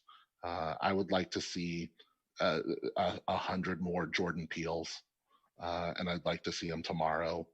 So yeah, while I do think that there is a lot of positive in the non-financial space, I also think that we as a community are often forced into this space where we go, well, at least we all care about what we're doing, and I would like to see that backed up financially, commercially. I would like us to not only get props and get praise and get pats on the back, but I'd also like to see young Black filmmakers get checks. I really would. All right, ladies and gentlemen, if there are any final thoughts, we ask you to kind of gather those together as we are getting ready to wrap up and transition out. Thank you so much for this conversation. It's been very compelling. Thank you so much for having me. I look forward to hearing more too from the young people as well. I'd love to hear your thoughts on these things. So feel free to follow me on Instagram, Facebook, and Twitter, Leslie Herod, Herod. And if you follow me, I'll follow you back. I'm also completely into talking to people about all this stuff as well. Thank you for inviting me in. This has been great. If you're really interested in sort of diving more into this popular culture space, go to your podcast app, look for the Deconstruction Workers podcast. That is my podcast. I bring popular culture professors from across the country to bear on popular culture topics, and it's basically a free 60-minute class every 2 weeks on popular culture studies that comes directly from me. So feel free to tune in or follow me on Twitter at Doc Christopher B, and I can holler at you there as well. Thanks for inviting me in. And thank you all so much for having me. The I don't like to call it an organization, the collective that I'm a part of, the Palm Wine Collective, we specialize in creating creative healing spaces, specifically for Black people, specifically for Afro-diasporic artists, Black artists. We're going to be announcing a digital festival very soon. That'll be like a 6-month basically campaign where we'll like select and pay 5 different artists each month. So follow us at Palm Wine Collective for that information, and yeah, start telling all your Black artist friends that they need to get paid. Thank you so much for being with us, you guys. I just also want to say thank you to RedLine and the moderators for helping us out with the technical difficulties and such. If you are interested in learning more about Platform, you can visit our website and follow us on social media as well. We accept donations, and you can check out our upcoming programming. We do have a Creative Fortitude, a healing circle for artists program coming up that will be going through November. So if anyone out there would like to look into that, that's going to be up on our website really soon. But I hope you guys enjoy the rest of the virtual summit, and I really appreciate your conversation and your wisdom, and yeah, thank you.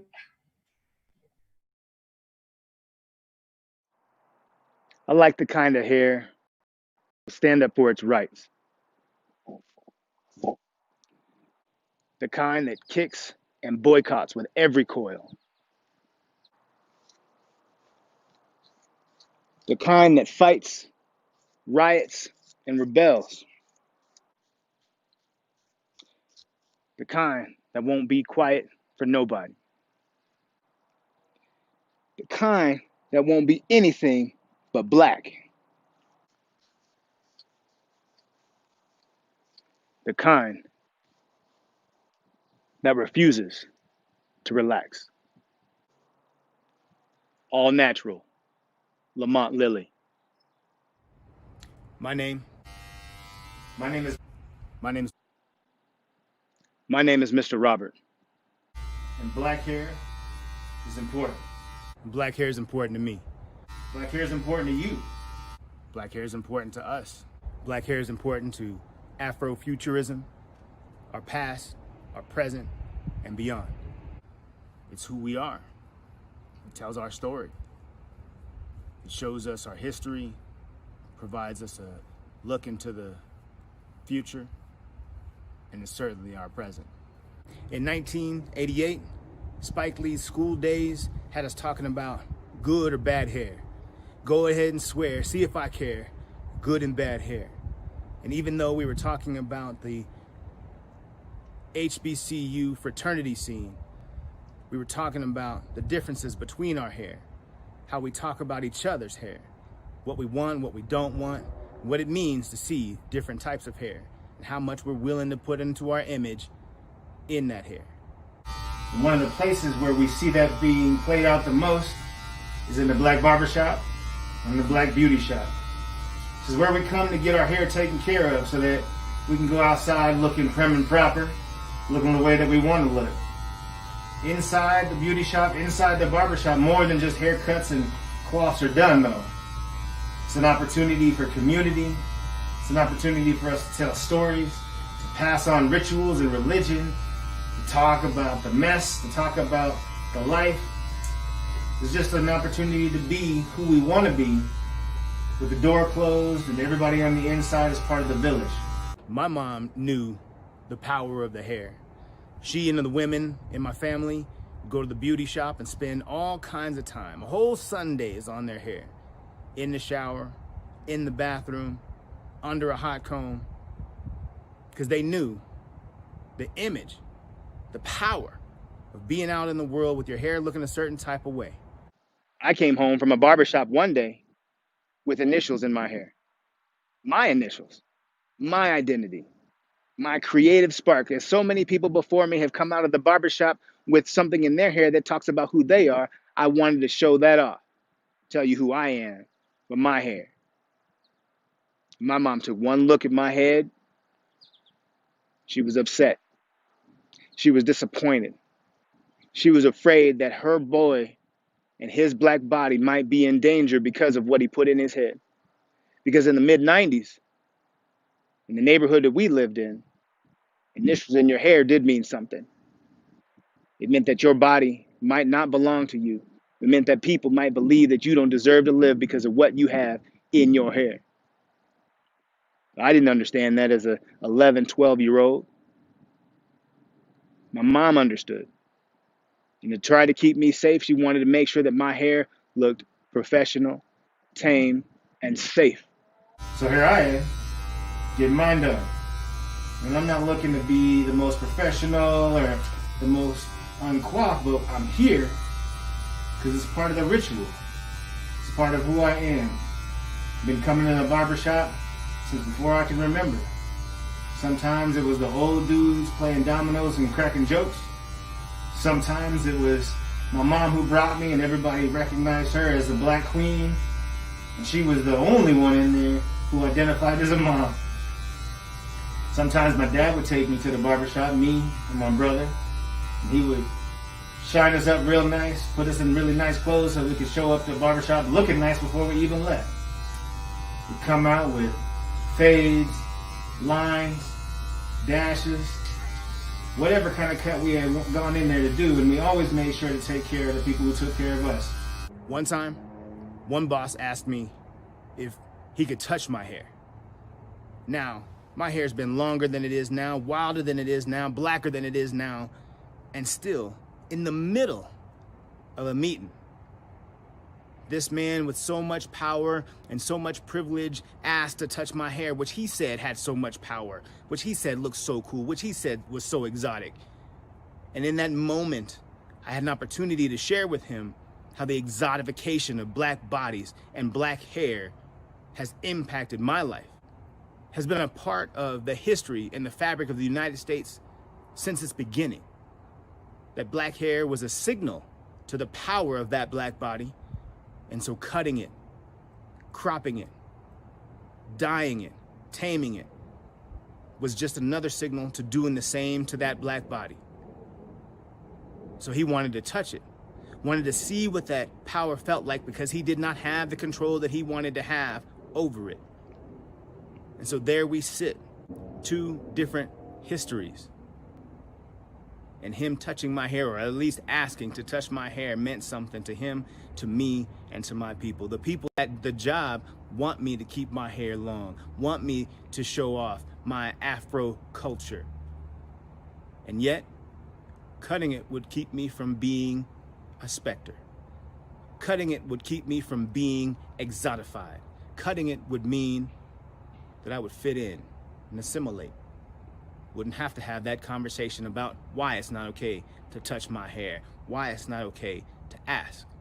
Black hair in this history tells a story about the exotification of black bodies, about how this nation has been taking from the black body in order to tame it and control it for centuries. This one time, my boss told me that if I had come into work looking the way that I did, with my hair the way that it is now, I wouldn't have gotten the job that I have. She said the way I was kept, the way that my hair was coiffed, the fade that I had was what they were looking for, and that now my hair would make me illegitimate for this position. Doesn't matter what I know. Doesn't matter what I've amassed. Doesn't matter how experienced I am. My image, what I look like, my hair, walks in the door before I do. So how do we take black hair into the future? How do we end up better off than we are right now? What is the concept of Afrofuturism with black hair? In these times, the barbershop looks a little different. We're wearing masks now. We're trying to take care of one another so that we can keep these businesses open. Oh, by the way, the black barber, the black beautician, is an entrepreneur. Black hair is a part of the frontier that we have to maintain. If we stop going to the barbershop, we stop participating in what goes on in the black beauty shop, what happens to those black entrepreneurs? Black hair is a fashion statement, and at the same time, it's an economic movement. We got to continue to tell the stories. We got to tell the stories that show us our history. We got to tell the stories that are sad. We got to tell the stories that are heroic. There is heroism in black hair. There is tragedy in black hair. There's education in black hair. And we can't keep it to ourselves. For too long, black history has been relegated to just for a certain group of people. But black history is American history. Black history is international history. The stories that we could be telling touch us all. So, as we work with the Crown Act professionally, as we teach our histories, as we go to the beauty shops and the barber shops, what we need to do is talk about black hair. We need to share black hair. And that divide continues. Here we are, still having the conversation about whether the Crown Act is necessary, whether we're going to be able to forward our history knowing that hair matters, knowing our black hair history, knowing that black hair has gotten us to where we are now.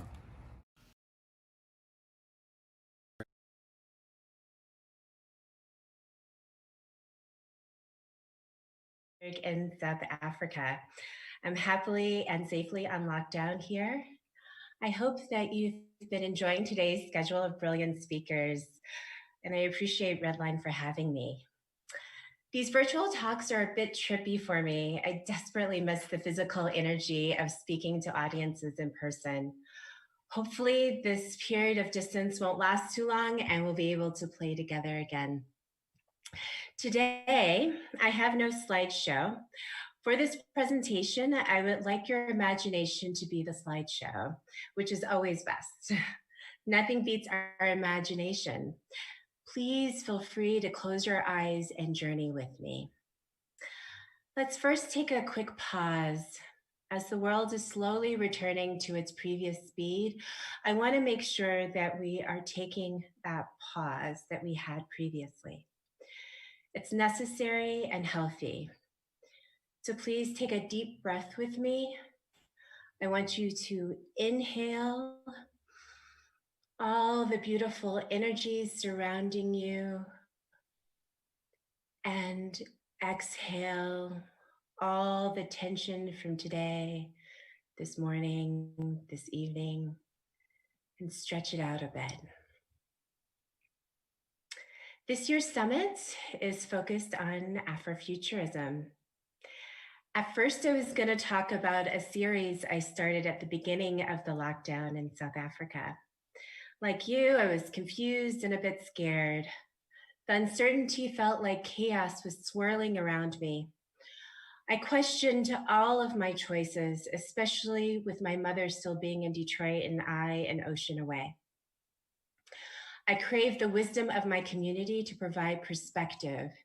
Usually that would mean I would be convening with my Afrofuture homies in the D, but since I was far away, it meant we would have to chat virtually. What Does the Afrofuture Say was born. I really didn't mean for that title to stick, but here we are. Each and every conversation via Instagram and Zoom was soothing to my soul. I spoke with over 30 Afrofuture thinkers, from creative technologists to performers, musicians, theorists, filmmakers, academics, artists, cryptocurrency enthusiasts, and a space engineer. Each discussion concluded one thing: it's time to dive into spiritual technology. They all agreed it was the only way to stay in a healing mode while protecting ourselves from the chaos that this uncertainty has spawned. So what is spiritual technology? Well, for this talk, I had planned to get into the various ways spiritual technology is expressed, how it is employed in our lives, our work, and our world. I was going to outline the tools necessary to access the spirit, to practice the technology and employ it correctly. I was going to ask each of us to return to our individual indigenous roots and honor the sacred knowledge that resonates within us. But then I began thinking about the worldwide shift that the Black body has sparked recently, and how the portal of the Black body has expanded. The viral video of George Floyd calling out for his mother as he lay suffocating slowly immediately humanized his Black body. It humanized a Black man. This was a special moment, especially for non-Blacks who were taught to dehumanize the Black body. It motivated Black and white mothers in Portland, Oregon to stand on the front lines of protest and confront the police while singing "Hands Up, Please Don't Shoot" as a lullaby. It also motivated people across the world to not only call for justice for Black bodies, but also reflect on their own bias, silence, and acquiescence to the continued oppression and dehumanization of the Black body. Hundreds of thousands continue to demand justice for Black bodies around the world, even in places where it's taboo to discuss race.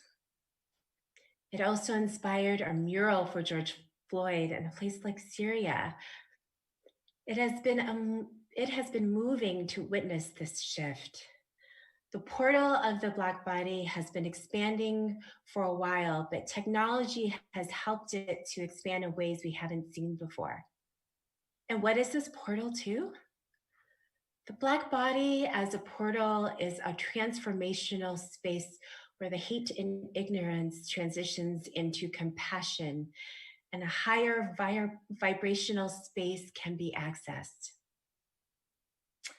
And then Black is King comes out, and it begins with the imagery of the Dogon cosmology, a form of mysticism that Afrofuturism holds dear and often serves as a foundation to our theories. African traditional spirituality was centered in Beyonce's film, and it was super fascinating to watch. I wanted to talk about how in this film we saw Black bodies in a different light, a cosmic light that is part of the Afrofuture legacy. Black is King is part of a genealogy of work to create a healthier relationship to the Black body, especially the African body.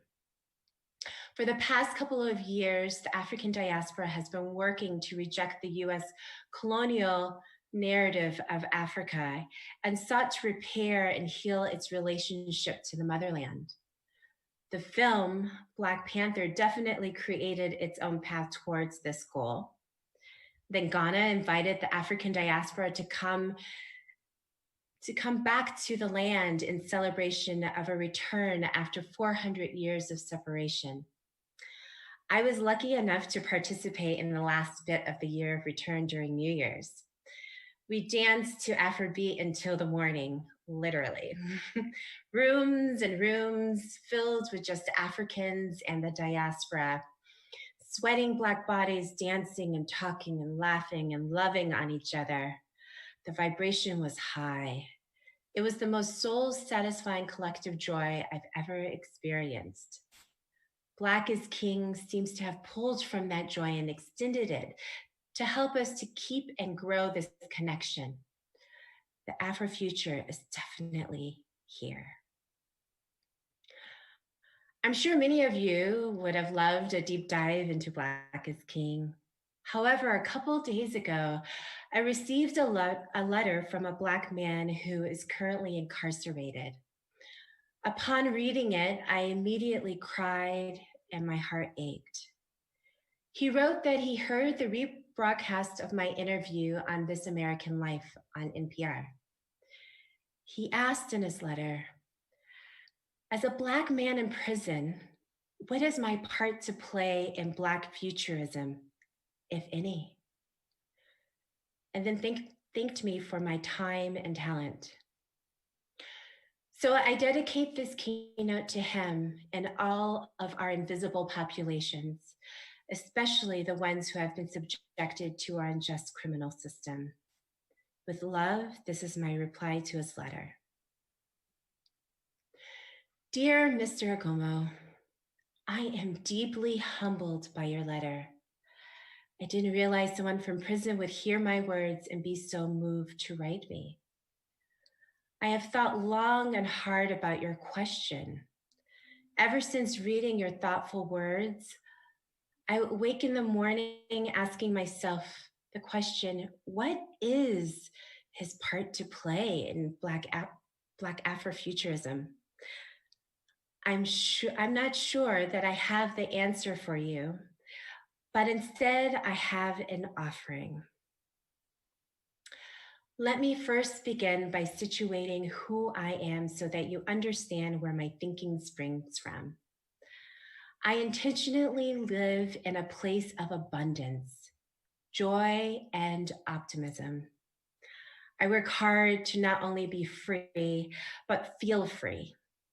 Free to explore, think, imagine, create, call forth, and to practice all that my soul and mind desire. I've been like this since a child. My parents were intentional in cultivating this in me. That does not discount the deep grieving I have and experience daily. I grieve for my father who passed away a couple years ago. I grieve for my hometown, Detroit, and the needless suffering city residents endure. I grieve for my people who fight daily to stay alive and I grieve for the state of our world. I also grieve for myself and all the harsh realities I have to face. But within all that sadness, I choose joy. It keeps me sane, especially when my sanity is on thin ice. I intentionally work to create moments of utopia within this ongoing dystopia. My optimism is a state of survival. I write from Johannesburg. I chose to move to the African continent this year because I believe in its future and how it is intertwined with Black American liberation. This investigation and belief is what motivates my work, which you have recognized. Thank you. You are in the midst of the Afrofuture. Your letter is evidence of this. The Afrofuture is clearly resonating within you. It can never be separated from you, just like your Blackness can never reside outside of you. However, the Afrofuture within must be cultivated and activated. And I think this is what your question is about. Your participation in Afrofuturism begins in the imagination. Some people may wonder, why imagine when incarcerated? Why dream of a future you may not realize within this reality? For to imagine is a privilege only for the free. First, understand we are all imprisoned by not only systemic oppression, but also by the concept of whiteness. The colonial agenda has separated us from our truths, ancestral truths. The oppressors will tell you that these truths that hold the Black body as a spiritual human doesn't exist, but it does, and it always has. This agenda will never let you know that you are free, no matter what they do to control your body. To imagine is a spiritual act. To dream is putting the spirit in motion. Have you analyzed your imagination? What are you imagining now? What is your relationship to the Black body? What beliefs do you hold onto that are no longer serving you? How do you imagine your future? In what ways has your imagination been colonized? Are you limiting your reality based on current circumstances? This is also a question I often ask myself. It becomes a daily check-in. We tend to further imprison our minds based on unchecked perceptions. Once you have begun this analysis, the next question is, how are you expressing your imagination? It is the expression of that imagination that forges a new destiny and a new future. We live in multiple realities and multiple dimensions. Physically, we can be in one place, but spiritually in another. When we allow our spirit to travel, we must grab onto the knowledge that is gained. That information can help us in this current reality. Astral travel, energy work, ancestral reverence should not be dismissed. It is part of the colonial agenda to force us to live in a three-dimensional world that only values 5 senses. It is the oppressor's goal to misguide and weaken us by discrediting our ancestral spiritual practices. They try their hardest to control our spirit, our minds, our souls, but they cannot unless we let them. Don't let them. Our African spiritual practices have a lineage more ancient than we can fathom. It is nothing new. It has always been and will always be. The power of these practices cannot be controlled or contained. This is Black futurism. It is not only a resistance to the colonial project, but also a never-ending cultivation of Blackness, the Blackness we all belong to, whether we want to admit it or not. It is the submitting to Blackness that teaches us, grows us, and inspires us. Remember, our first home was in Blackness, the womb. Our planets float gracefully within Blackness, and when our human experience ends, we all shall return to Blackness. Black bodies are not just victims of oppression, nor are we just magical beings blessing this world with our talents. We are cosmic beings having a human experience. It is the spirit of our humanity that is crafting a new future we all can believe in. You are not just witnessing that future, you are also crafting this collective Afrofuture. We all are, regardless of our circumstance, culture, and religion. When I say we are cosmic beings having a human experience, I'm saying that the cosmic is not separate from us. Our bones are made of exploding stars, scientifically. Our human form is not just a vessel for the spirit, but is intertwined with the spirit. There's no beginning and no end. This is why our DNA holds so much intergenerational trauma, as well as joy and wisdom. The sixth sense, the intuition, are our ancestors speaking through this DNA within. Black futurism gives us permission to participate and practice that which has been denied to us because it didn't serve capitalist pursuits. What do you believe Black futurism to be? What does it look like to you? How does it feel, smell, sound, taste? Considering the present state of Black bodies, what would you change? What are the tools and the knowledge you need to make the change? I don't know about your circumstance, on why you're in prison or for how long, and I do pray it's not for too much longer.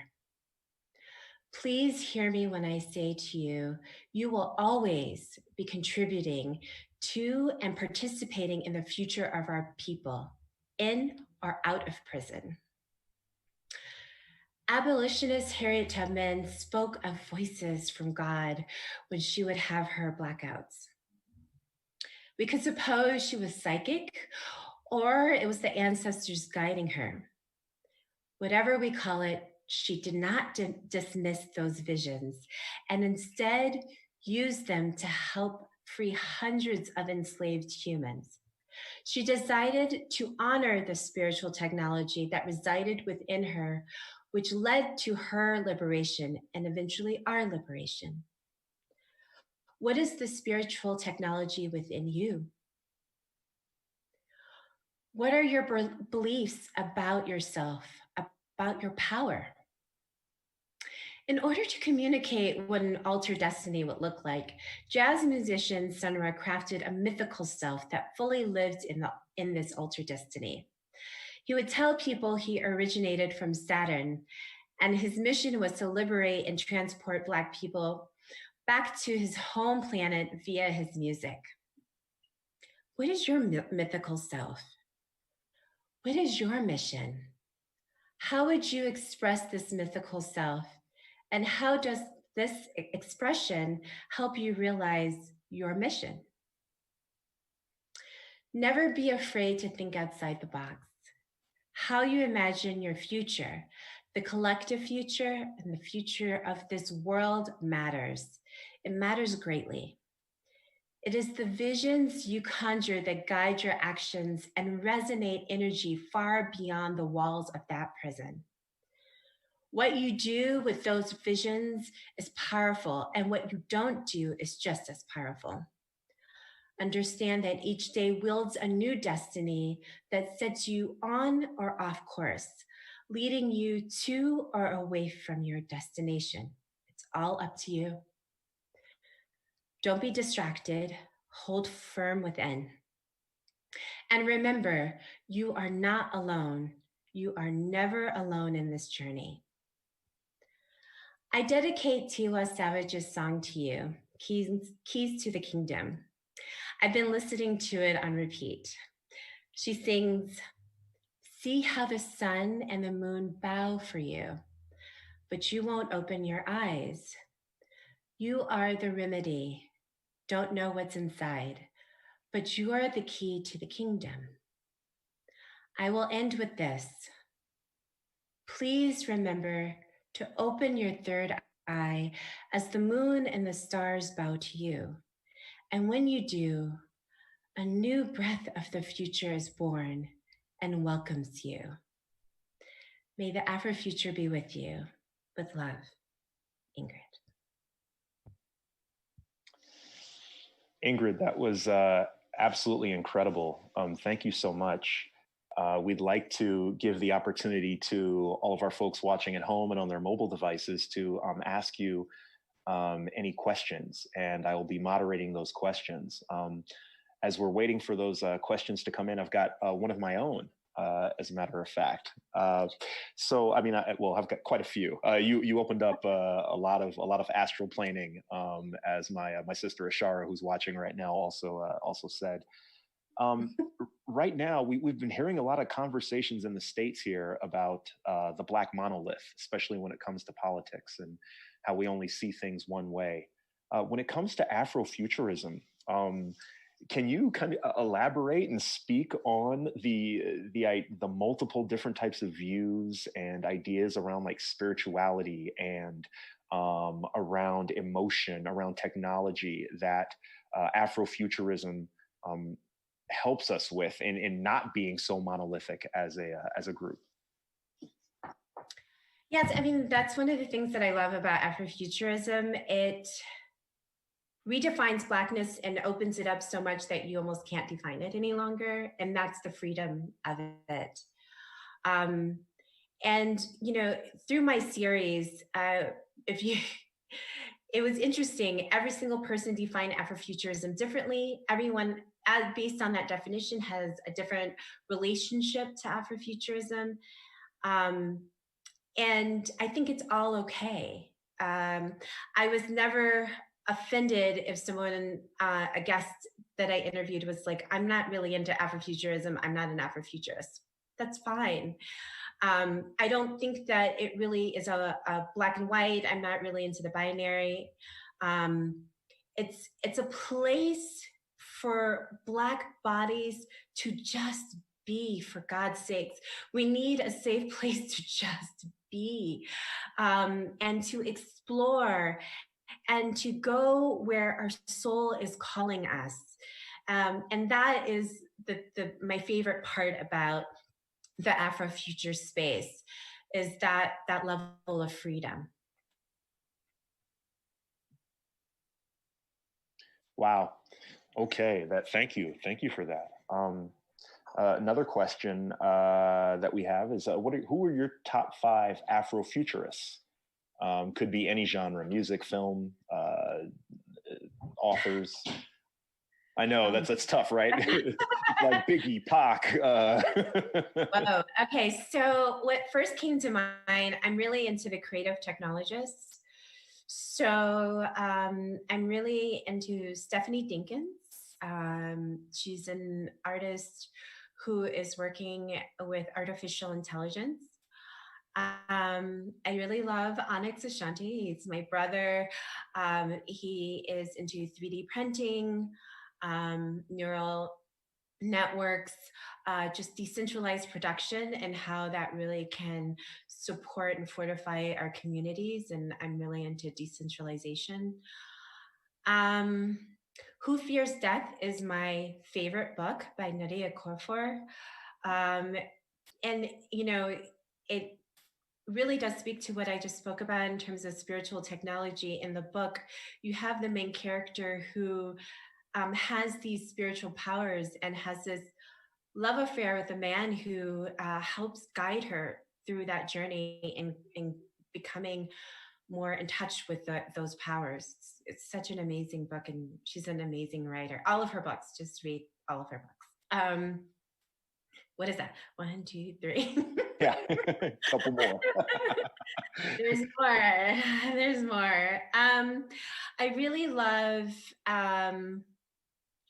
let's see, Hyphen Labs has a VR project that I like, that I showed recently. Uh-oh, I always get it kind of mixed up, but you can Google them.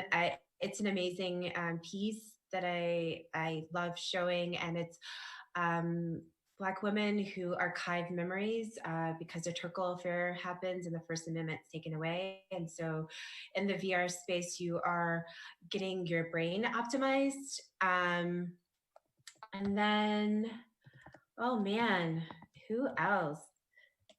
And Dinkanesh. She's not necessarily an Afrofuturist. Oh, Hyphen Labs project is neurospeculative Afrofeminism. Dinkanesh is the bones, the name of bones that are 3.5 million years old. They were found in the far triangle region of Ethiopia, and she's a Black mother of us all. So I just always love recognizing her because I think it's important that we remember that we all come from a Black woman's womb. Wow. Excellent. I mean, there were some things in there that I completely did not understand. And I'm going to have to do some Googling myself. That is exactly why we are here today. We have time for one more question that comes from Dr. Ellen Maria Ray here in Denver, Colorado. And she is asking, Sister LaFleur, could you say more about the connective tissue between Afrofuturism, the diaspora, and the 21st century Africa? Oh man. So I really believe, and it's statistically true, Africa is the future. By 2100, 1/3 of the world will be African.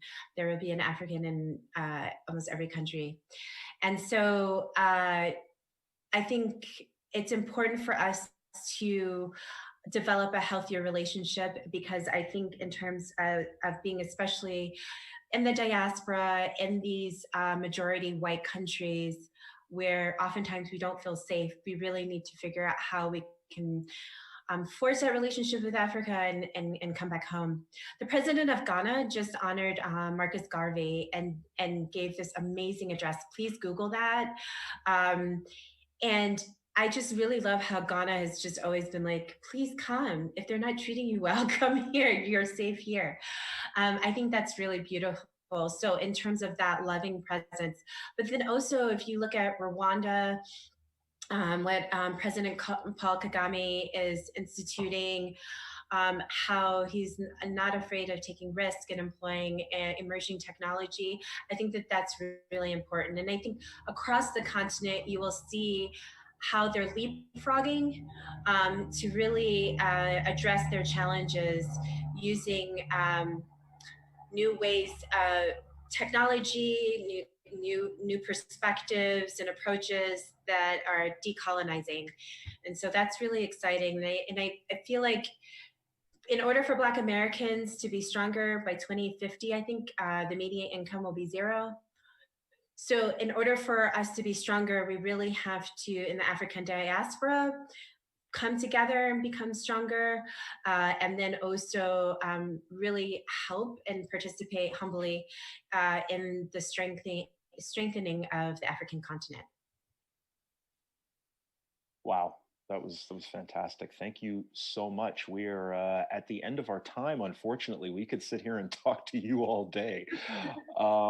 Thank you. Are there any other final thoughts or ideas that you would like to share with our audience about either your work or the work of Afrofuturism in general? Well, if you want to see the interviews of What Does the Afrofuture Say, go to our YouTube channel, youtube.com/the Afrofuture Strategies Institute. They're amazing, and they will soothe your soul as well as, as it did mine.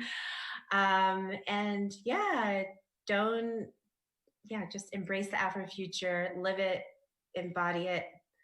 Yeah, enjoy it. Well, thank you so much. We wish you well, and hope to see you in person at some point soon. Before we started this call, we started talking about our connections, and we are so blessed to have had you here today with us for 48 hours of socially engaged art and conversation.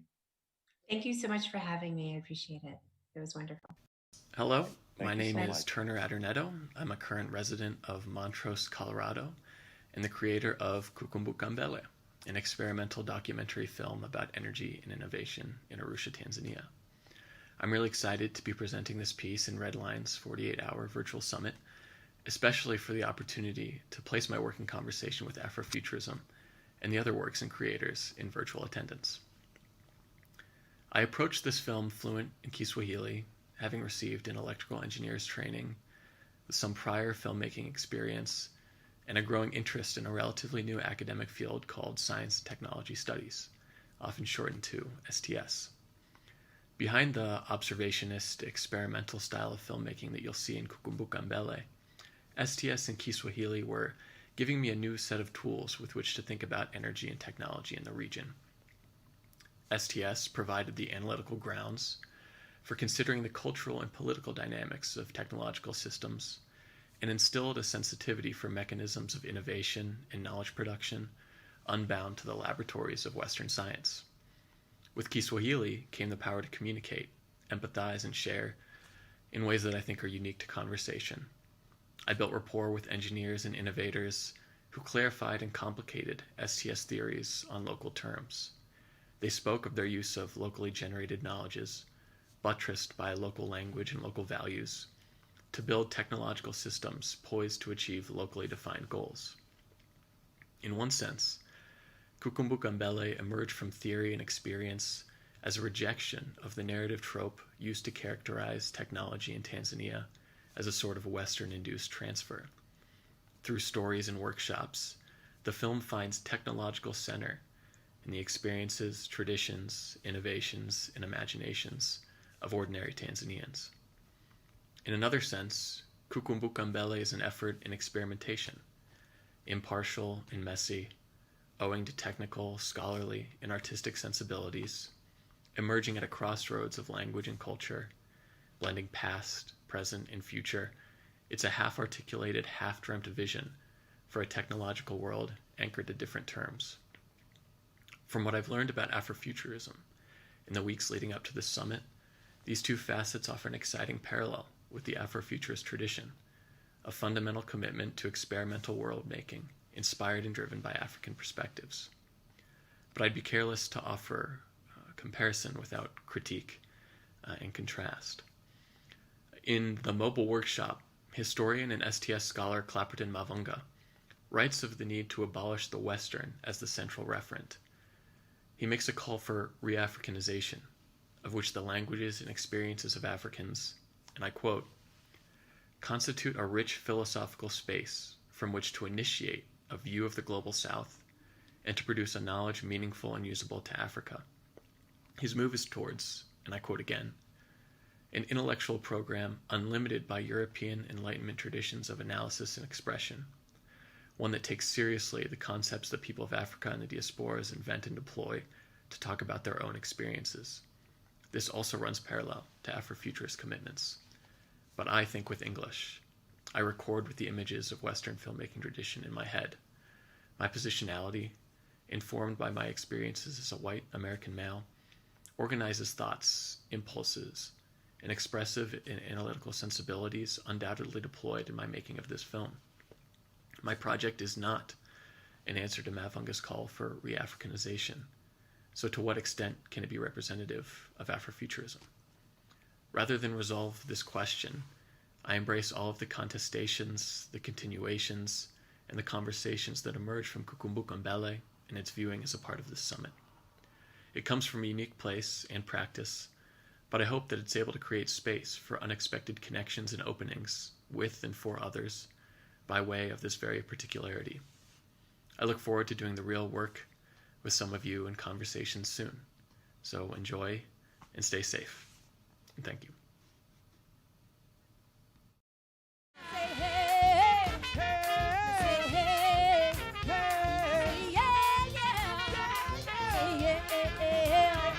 Hi, I'm JC Futrell, the Director of Education here at RedLine Contemporary Arts Center, and welcome to our 6th annual 48 Hours of Socially Engaged Art and Conversation Summit. This year's theme is Afrofuturism, brought to you by We Are Denver. We hope you enjoy our virtual summit today from the safety of your own homes or your mobile devices. We've got some surprises for you, including national and local keynote speakers, performers, poets, filmmakers, and musicians. We'd like to thank all of our sponsors for making this possible. Thank you, Colorado Creative Industries. Thank you, Denver Arts and Venues. Thank you, SCFD. Thank you, Arts and Society. And thank you, Hamera Foundation. And now, 48 Hours.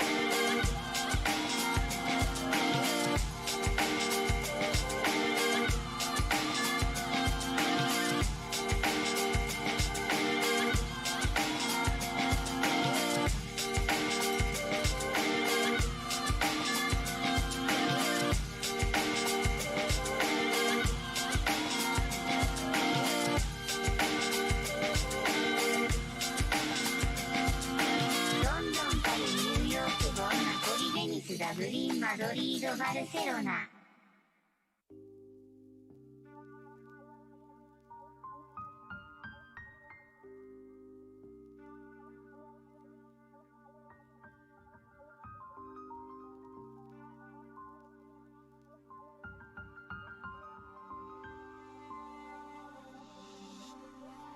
Welcome to